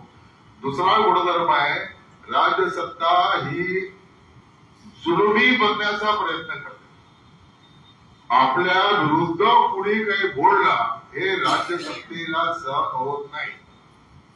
राजा असेल त्याला सहन होत नाही, तो माणसाला ठारच मारतो, तुरुंगात टाकेल. हुकुमशाह कोणाला जिवंत ठेवणार नाही. स्टालिनने आपल्या राजवटीमध्ये 2 कोटी रचन लोक ठार मारले. 2 कोटी. नाही, हिटलरने 1 कोटीच्या आसपास तरी लोक मारले असते. म्हणजे जीव मारले आणि विरोधक मारले. हे प्रत्येक हुकुमशाह आपल्या राजवटीत करत असतो. हा राजसत्तेचा इनहेरिट अशा प्रकारचा गुणधर्म आहे. याच्यापासून आपल्यासारख्या सामान्य माणसाला संरक्षण मिळालं पाहिजे. पण ते संरक्षण देण्यासाठी मूलभूत अधिकाराची संकल्पना. हे क्षेत्र असं आहे की ज्या क्षेत्रामध्ये राज्यसत्तेला मनमानी हस्तक्षेप करता येणार नाही. आता राज्यसत्तेने ठरवून करायचंच, तर मग संविधान काय करतात की राज्यसत्तेचं विभाजन करतात. कार्यकारी सत्ता वेगळी, कायदे करणारी सत्ता वेगळी, न्यायदान करणारी सत्ता वेगळी. याला सेपरेशन ऑफ पॉवर असं म्हणतात कॉन्स्टिट्युशनल लँग्वेज मध्ये. आणि न्यायालय स्वतंत्र असतात. न्यायमूर्ती हे निवडून येणार नाही, ते नियुक्त केले जाते. ती प्रोसिजर सुद्धा सोपी नाहीये. निवडून आलेला न्यायमूर्ती असेल तर तो म्हणाले की अरे माझ्या मतदारांना बरं वाटणार नाही असा निर्णय दिला तर पुढच्या वेळेला निवडून येणार नाही, म्हणून तो मतदारांना खुश करण्यासाठी निर्णय द्यायला लागेल. ती बांधण ठेवता कामा नये. तेव्हा हे न्यायमूर्ती हायकोर्टाचे आणि हे असे नियुक्त केले जातात. They should be above fear and favour अशा कॅलिबरचे ते असावे लागतात. आतापर्यंतचे ते जे एवढे न्यायमूर्ती आपल्याला लाभलेले आहेत त्यातले बहुसंख्य न्यायमूर्ती हे अबोव फिअर अँड फेवर आहेत. म्हणून संविधानाच्या रक्षणाची सगळी जबाबदारी संविधानाने न्यायालयावर टाकलेली. ती किती आहे त्याचं एक उदाहरण सांगतो. म्हणजे फिअर अँड फेवरचे अबोव न्यायमूर्ती असावा लागतो. किती टोकाला जर बसावा लागतो. तर ज्या आर्टिकल 21चा मी उल्लेख केला, हे आर्टिकल 21 संविधानातून काढला तर संविधान बदलण्याचे मोठे काढण्याची काही गरजच पडणार नाही. ऑटोमॅटिकली संविधान विल्यम्स. इतकं ते महत्वाचं आहे. ते काय सांगतात, कोणत्याही व्यक्तीचं जीवन आणि स्वातंत्र्य कायद्याची प्रक्रिया पूर्ण केल्याशिवाय समाप्त करता येणार नाही. आता हे नुसतं असं वाक्य वाचून सांगितलं तर तुमच्यापैकी 99% ऐकणाऱ्यांच्या डोक्यावर जाणार असते. म्हणजे काय एवढं काय महत्व त्याच्यामध्ये. त्याचे महत्व असं आहे की मला जीवन जगण्याचा मौलिक अधिकार प्राप्त झाला. हा अधिकार हा राज्यसत्ता मन मानेल तसा माझ्याकडे हिरावून घेऊ शकणार नाही. मी असं काही काम केलेलं आहे, असे काही गुण केलेले आहे ठरवून आणि ते प्रूव्ह झाले कोर्टामध्ये याकूब मेमन सारखे तर मला किंवा कसाब सारखे तर मला फाशी जाणं हे कायदेशीर प्रक्रिया पूर्ण करून जीवन समाप्त करता येईल. अन्य कोणाचे करता येणार नाही. आणीबाणीच्या कालखंडामध्ये सर्व मूलभूत अधिकार सस्पेंड झाले. आणीबाणीच्या कलमामुळे सस्पेंड झाले. त्यामध्ये काही दिशाबद्दल हायकोर्टात केस दाखल केल्या. त्या केसला हेबियस कॉर्पस म्हणतात. हेबियस कॉर्पसचा नियम असा आहे की ज्याला अटक केलेली आहे, मी पण तुरुंगात होतो, मला अटक केली. का अटक केली? मी समाज विघातक असं मोठं काम केलेलं आहे. चोरी केली, डकेती घातली, खून केला, बलात्कार केले, काय केलेलं आहे तर ते त्या दंडाधिकाऱ्यासमोर 24 तासाच्या आत त्यांच्यासमोर मांडावं लागतं. तो ऐकून घेतो दंडाधिकारी न्यायमूर्ती आणि त्याला असं वाटलं की सगळं पोलिसांनी कारणं दिले सगळे बोगस आहेत, काय अर्थ नाही आणि ज्यांनी अटक केली त्याला अटक करण्याचा अधिकार देखील नाहीये. कारण कुठलाही शिपाई येऊन तुम्हाला अटक नाही करू शकत. ते कॉम्प्युटर अधिकारी लागतो, तो पण गेलेला नाही तर तो त्याला सोडून द्या त्याला. आणि ज्यांनी कारवाई केली त्यांच्याविरुद्ध ऍक्शन घ्या असे आदेशही काढतात नाही. तेव्हा असे अनेक जण सुटायला लागले. इंदिरा गांधी घाबरले आणि मी ज्याच्यासाठी आणीबाणी आणली असे सगळे सुटायला लागले तर काय होणार. म्हणून त्याच्या सर्व केस क्लब केल्या आणि सुप्रीम कोर्टात आणल्या. तेव्हा अशा क्लब जेव्हा केसेस केल्या जातात 15, 20, 50 ज्या काही असेल त्याला एक नाव देण्यात येतं. तेव्हा या केसला नाव देण्यात त्याला एडीएम जबलपूर वर्सेस शिवकांत शुक्ला. शिवकांत शुक्ला हे मिसाबंदी होते माझ्याप्रमाणे आणि ते तिकडे मध्य प्रदेशात होते. तर ती केस कोर्टात गेली. 5 न्यायमूर्तीचं एक बेंच बसलं. कॉन्स्टिट्युशनल लॉचा विषय आला की ते कोणी अपराध विरोध असा कॉन्स्टिट्युशनल केसेसमध्ये हे विषय नसतात. तर हे जे काही घडलेलं आहे संविधानाला धरून घडलंय तर नाही घडलं एवढाच निर्णय करायचा आहे. 5 जणांचं जेल बसलं आणि त्याच्यामध्ये सॉलिसिटर जनरलने आर्ग्युमेंट केली की आर्टिकल 21 हे सुद्धा आणीबाणीमध्ये सस्पेंड होतं, स्थगित केलं जातं. त्या 5 न्यायमूर्तीमध्ये एक न्यायमूर्ती होते त्यांचं नाव होतं हंसराज खन्ना. या हंसराज खन्नाने सॉलिसिटर जनरलला विचारलं की आर्टिकल 21 ऑल्सो गेट सस्पेंडेड. तेव्हा ते solicitor general yes my lord एवढंच म्हणाले. आणि मग 5 न्यायमूर्तींपैकी 4 न्यायमूर्तींनी निर्णय दिला की आणीबाणीच्या काळामध्ये सर्व मूलभूत अधिकार सस्पेंड होतात. ते घटनाला धरू नये, राज्यघटनेला धरू नये असा तो निर्णय दिला. हे 4 मूर्ती. याच्या खन्नांनी आपली एक वेगळी जजमेंट दिली. त्याला कोर्टाच्या भाषेमध्ये डायजेक्टिंग जजमेंट म्हणतात. म्हणजे आपला वेगळा निकाल पत्र देतात. या 4 जणांचे ते सहमत झाले नाही. असहमतीची निर्णय दिला. या असहमतीच्या निर्णयामध्ये त्यांनी म्हटला की आर्टिकल 21 हा प्रत्येक व्यक्तीला प्राप्त झालेला जन्मसिद्ध अधिकार आहे. बाय बर्थ जीवन जगण्याचा अधिकार त्याला प्राप्त झालेला आहे. दुनिया में हम आए हैं तो जीना ही पडेगा हे गाणं आपण ऐकलेलं आहे. तिथे आर्टिकल 21चं ते लिरिक्स म्हणायला पाहिजे. तर ते तो मौलिक अधिकार आहे. तो मौलिक अधिकार इतका पवित्र आहे की तो संविधानात घेतल्यामुळे संविधान पवित्र झालेलं आहे. तो संविधानामुळे पवित्र झालेला नाही. तो by virtue of is strength the article is very pure आणि पवित्र आहे असं त्यांनी जजमेंट केला. आपल्या बहिणीला पत्र लिहिलं की ही जजमेंट लिहिल्यामुळे माझ्यावर काय संकट येणार आहे त्याची मला जाणीव आहे. बाय सिनियरिटी 2 महिन्यानंतर ते सुप्रीम कोर्टाचे चीफ जस्टिस होणार होते. आता प्रत्येक करिअर मधल्या प्रत्येक व्यक्तीची शेवटची पायरी असते ना की स्वाभाविक असते. शिक्षक झाला त्याला वाटतं मी हेडमास्टर व्हावं, प्राध्यापक झाला त्याला वाटतं मी प्राचार्य व्हावं, प्राचार्य झाला त्याला असं वाटतं मी कुठल्या विद्यापीठाचा व्हीसी व्हावा. It is but natural. त्यात काही गैर नाही. असं सगळं दिसतंय समोर की 2 महिन्यानंतर मी भारताचा चीफ जस्टिस होणार आहे आणि हे चीफ जस्टिस पद इंदिरा गांधी मला देणार नाही. त्यांच्या विरुद्ध निर्णय दिला. तसंच घडलं. आणि मग बेग म्हणून दुसरे जे 4 मधले इंदिरा गांधींना पाहिजे होता तो निर्णय देणारे ते सुप्रीम कोर्टाचे न्यायमूर्ती झाले. या जजमेंट संबंधी आमचे सगळे न्यायमूर्ती जे म्हणतात. आणखी एक गंमत सांगतो की डी.वाय. चंद्रचूड जे निवृत्त झाले त्यांचे पिताश्री या 4 जणांमध्ये होते. आणि मग या डी.वाय. चंद्रचूडने एका जजमेंट देताना असं म्हटलं याच संबंधामध्ये आर्टिकल 20 संबंधामध्ये की आर्टिकल I-21 संबंधीची जजमेंट कशी असू नये हे जर बघायचं असेल तर एडीएम जबलपूरचा निकाल बघावा. We said it aside.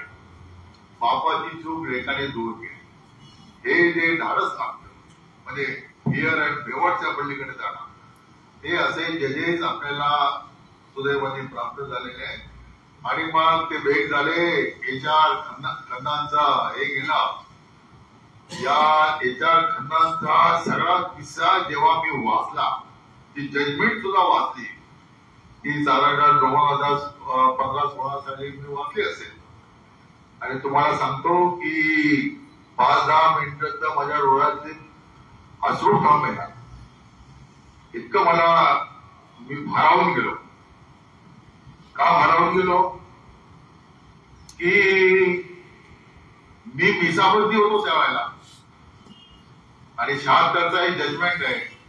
मिसाबंदी म्हणून आम्ही जेवढे सगळे तुरुंगात होतो त्यांना या जजमेंटचा काही अर्थ समजला का? काही समजला नाही. शून्य समजलं. ते समजणारे एकच होते त्यावेळेला ते होते लॉयर काय त्यांचं नाव सिंधी लॉयर जे आहेत ते राम जेठमलानी म्हणाले the day ADM Jabalpur judgment was delivered I leave India. त्यांना बरोबर समजलं की आता भारतात राहणं म्हणजे प्राण गमवण्यासारखं आहे. आर्टिकल 21 गेला याचा अर्थ असा झाला की जेवढे मिसाबंदी आहे त्यांना एका रांगेत उभं करायचं मशीन गन आणायची आणि नो केस नो मर्डर केस नथिंग. तुमचा जगण्याचा अधिकारच गेलेला. आता इंदिरा गांधी एकट्या टोकाला जाणाऱ्या नव्हत्या त्यांनी एक केलं नाही म्हणून आम्ही जिवंतपणे बाहेर आलो. परंतु आम्ही मी असा विचार केला ज्या रमेश पतंगेला HR खन्नाने आयुष्यात काही बघितलेले नाही नावही माहीत नाही तो हकनात मरू नये म्हणून जो आपली सर्व करिअर पणाला लागतो असा जज त्याचं नावही मला माहित नाही. जे जेलमध्ये बाहेर येऊन 15-20 वर्ष होऊन गेल्यावर सुद्धा मला माहित नाही एवढा अज्ञान आणि त्या अज्ञानासंबंधी असलेला त्याच्याविषयी केवढा अभिमान वाटायला लागला. नंतर मग जेव्हा आणीबाणी गेली सरळ काय केला तिथल्या सुप्रीम कोर्टाच्या वकिलांनी त्या केबिनमध्ये HR खन्ना बसत असत की ते त्यांचं तैलचित्र लावावा असा निर्णय केला आणि तैलचित्राचा पेंटिंगचा काय 25,000 रुपये खर्च होणार होता. प्रत्येक वकिलाने 1-2,500 रुपये द्यावे असं जेव्हा एक पत्रक काढला तासाभरामध्ये 25,000 रुपये गोळा झाले. त्यांना द्यायचे होते त्यांच्याकडनं राहिले त्यांना सांगितलं की सॉरी जेवढे पैसे पाहिजे तेवढे गोळा एवढी त्यांची ख्याती निर्माण आहे. हे असे संविधानाचा बचाव काढणारे मोर्चे जे आहेत हे मूर्ख लोक आहेत बेअक्कल लोक आहेत. कवडीचा त्यांना संविधानाचं ज्ञान नाही. असलं लाल संविधान हातात घेऊन फिरायचा आतमध्ये सगळी कोरी पाना काय समज आहे. 4-5 गोष्टी सांगितल्या आहेत या तुमच्या इंट्रोडक्टरी गोष्टी तुम्हाला मी सांगितल्या. डीप मध्ये जर आपण गेलो भारतीय संविधानाच्या संदर्भामध्ये आणि आज या स्थितीला मी आलेलो आहे की भारतीय संविधान जसं म्हटलं की राष्ट्राची राज्याचं आहे आणि ग्रँड गेविल असे म्हणतो हे राष्ट्राची कोणाची राशी आहे. राष्ट्र आणि राज्य याच्यामध्ये फरक आहे. तेव्हा आम्ही ज्या हिंदू राष्ट्राच्या परमवैभवासाठी सगळं आपलं आयुष्य घालून काम करीत आहोत त्या परमवैभवाकडे नेणारा कॉन्स्टिट्युशनल मार्ग दाखवणारा दस्तावेज म्हणजे हे संविधान आहे. मनुष्य निर्मित कुठलीही गोष्ट परिपूर्ण नसते म्हणून हे संविधान परिपूर्ण आहे. कायदे त्याचे परिपूर्ण आहे असं मानण्याचं काही कारण नाही. त्याच्यामध्ये बदल होत राहतात. आता ओरिजिनल संविधान 395 कलमांचं होता. आताचं संविधान हे 370 कलमांच्या आसपास गेलेलं आहे. एवढी कलम त्याच्यामध्ये नवीन ऍड केले गेले. काळानुरूप त्यात बदल होत जातात. असे हे बदल काळानुरूप होत जाते. हे संविधानाचं संविधान निर्मात्यांविषयी वेळ थोडा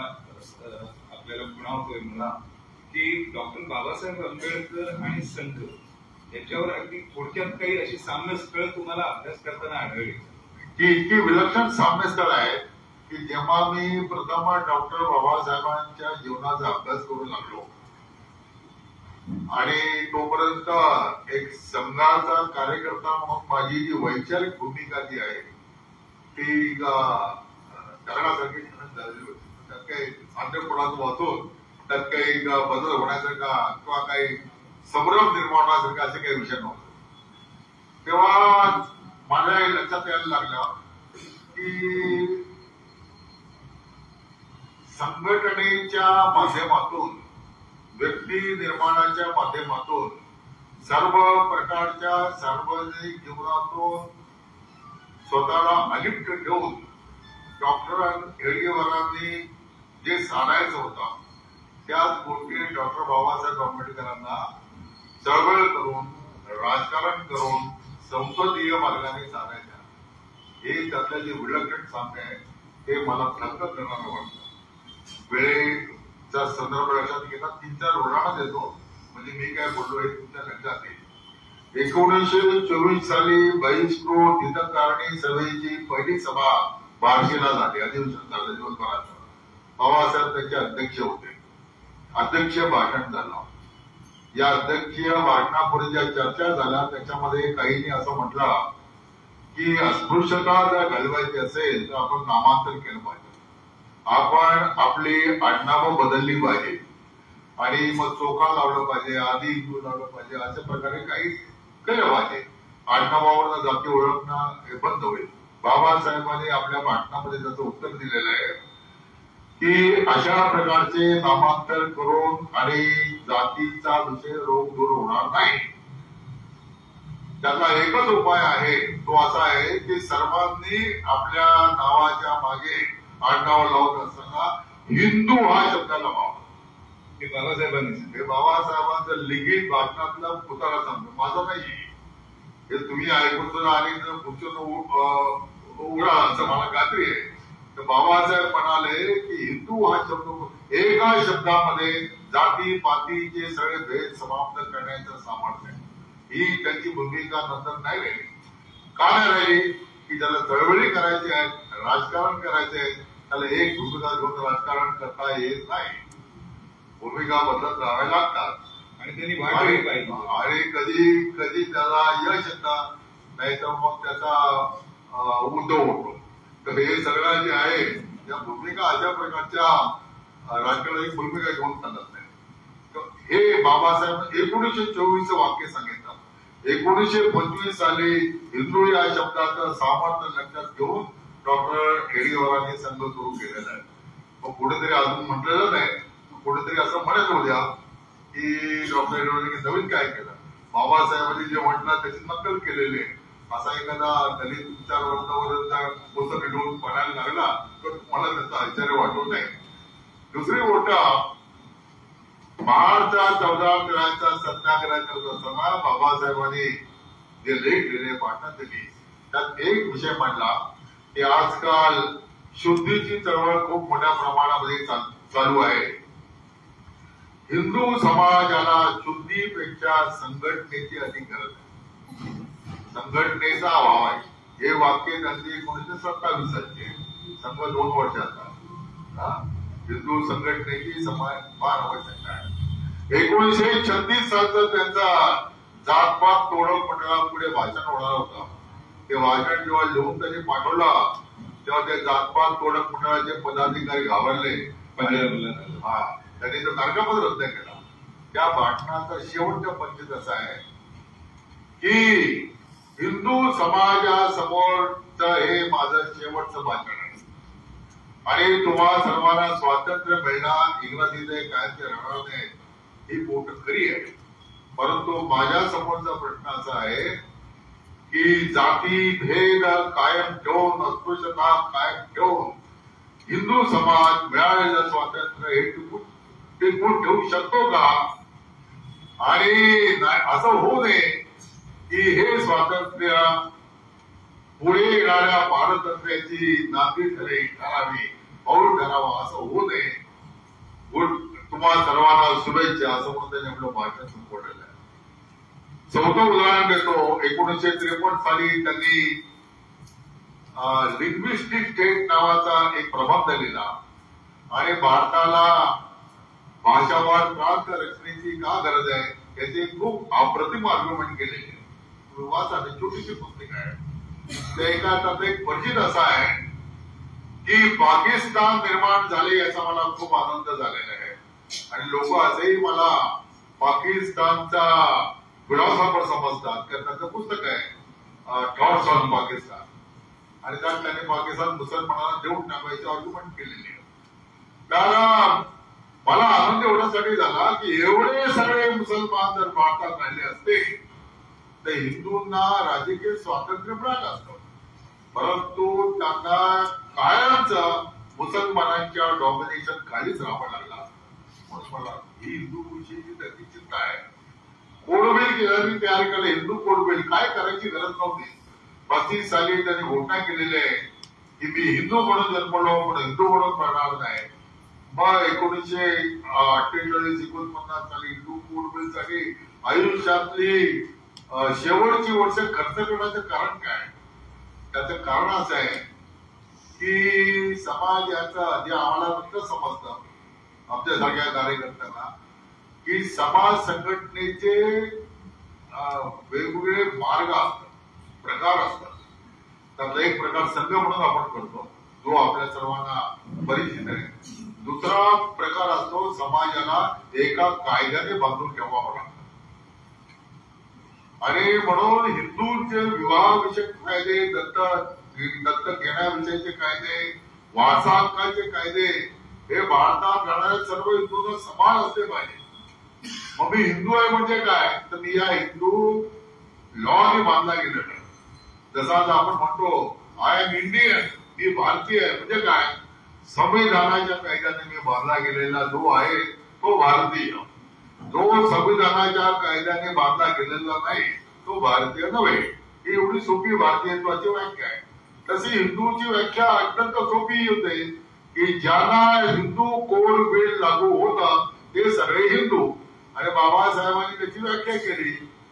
सनातनी, हिंदू, आर्य, शीख, बौद्ध, जैन या सर्वांना हे कोड लागू होईल आणि ज्यांना लागू होत नाही असं म्हणायचं आहे त्यांना ते कोड सिद्ध करून दाखवावं लागेल. म्हणजे काय दाखवावं लागेल की मी हिंदू नाही सिद्ध करावं लागेल. ते अवघड गोष्ट आहे कारण हिंदूची धार्मिक व्याख्या करता येत नाही. ही एक जीवन पद्धती आहे. हा सुप्रीम कोर्टाचा निवाडा आहे. पॉलिटिकल डिबेट जे आहे हे चालू राहतात आणि मी ज्याप्रमाणे आता आंबेडकरांची कोट तुम्हाला थोडक्यात सांगितले आणि संघ आपण ज्या प्रकारे जपतो त्याचा जर असा तुलनात्मक अभ्यास केला तर मी बोल्ड स्टेटमेंट इथे करतो की आज माझी व्यक्तिगत समजा तुम्ही की डॉक्टर हेडगेवार काय आणि डॉक्टर आंबेडकर काय हे माझ्या दृष्टीने एका नाण्याच्या दोन बाजू आहेत.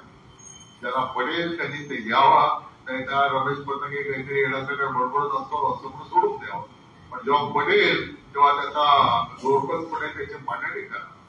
बाबासाहेबांना हिंदू विरोधी ठरवणं, हिंदू शत्रू ठरवणं याच्या इतका गंभीर गुन्हा कुठला असू शकत नाही आणि याच्या इतकी बाबासाहेबांची घोर बदनामी कुठली असू शकत नाही असं माझं ठाम मत आहे आणि ते संघ कार्यकर्ता म्हणून मत आहे. हे आपण लक्षात घ्यावं. इतका वेळ आपण शांतपणे बसून ऐकला त्याबद्दल खरं तर ही ज्ञानाची चर्चा ही असीम आहे आणि म्हणून कदाचित एका उपनिषदामध्ये ती झाली नाही म्हणून अनेक उपनिषद झाली. तर असंही एक थोड्या वेळाकरता आपण त्याचा अनुभूती घेतली. रमेशजी पुन्हा एकदा खूप खूप धन्यवाद. ही चर्चा आपण इथे केलीत आमच्याशी. एक नवीन दिशा, मार्ग, नवीन कवाडं उघडली गेली, अभ्यासाची सूत्र मिळाली आणि या पुस्तकासाठी देखील आपले आभार की चिंतनाची एक प्रक्रिया आम्हा सगळ्यांना उपलब्ध करून दिली. या ठिकाणी ही मुलाखत, हा संवाद आपण थांबवतो आणि कार्यक्रमाची पुढची सूत्रसंचालक घेतील.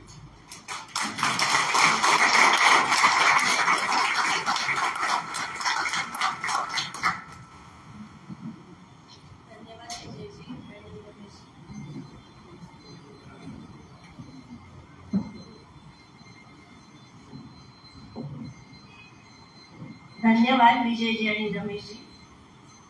खूप सुंदर असा सुसंवाद आपण मुलाखतीच्या रूपाने आता बघितलाय आणि ऐकलाय. पुस्तकाचे अंतरंग आता आपण बघितले आहे.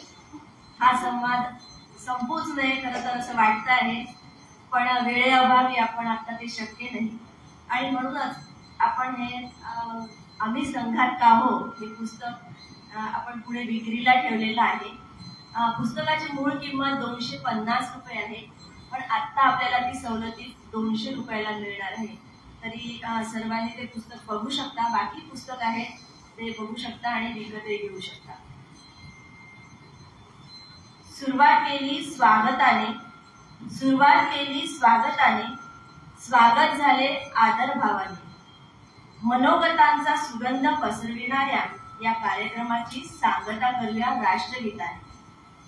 यानंतर राष्ट्रगीत होईल, कार्यक्रमाची सांगता होईल. मान्यवरांनी आपापल्या जागेवर उभं राहायचंय. राष्ट्रगीतासाठी मी कल्पी जोशीला आमंत्रित करते.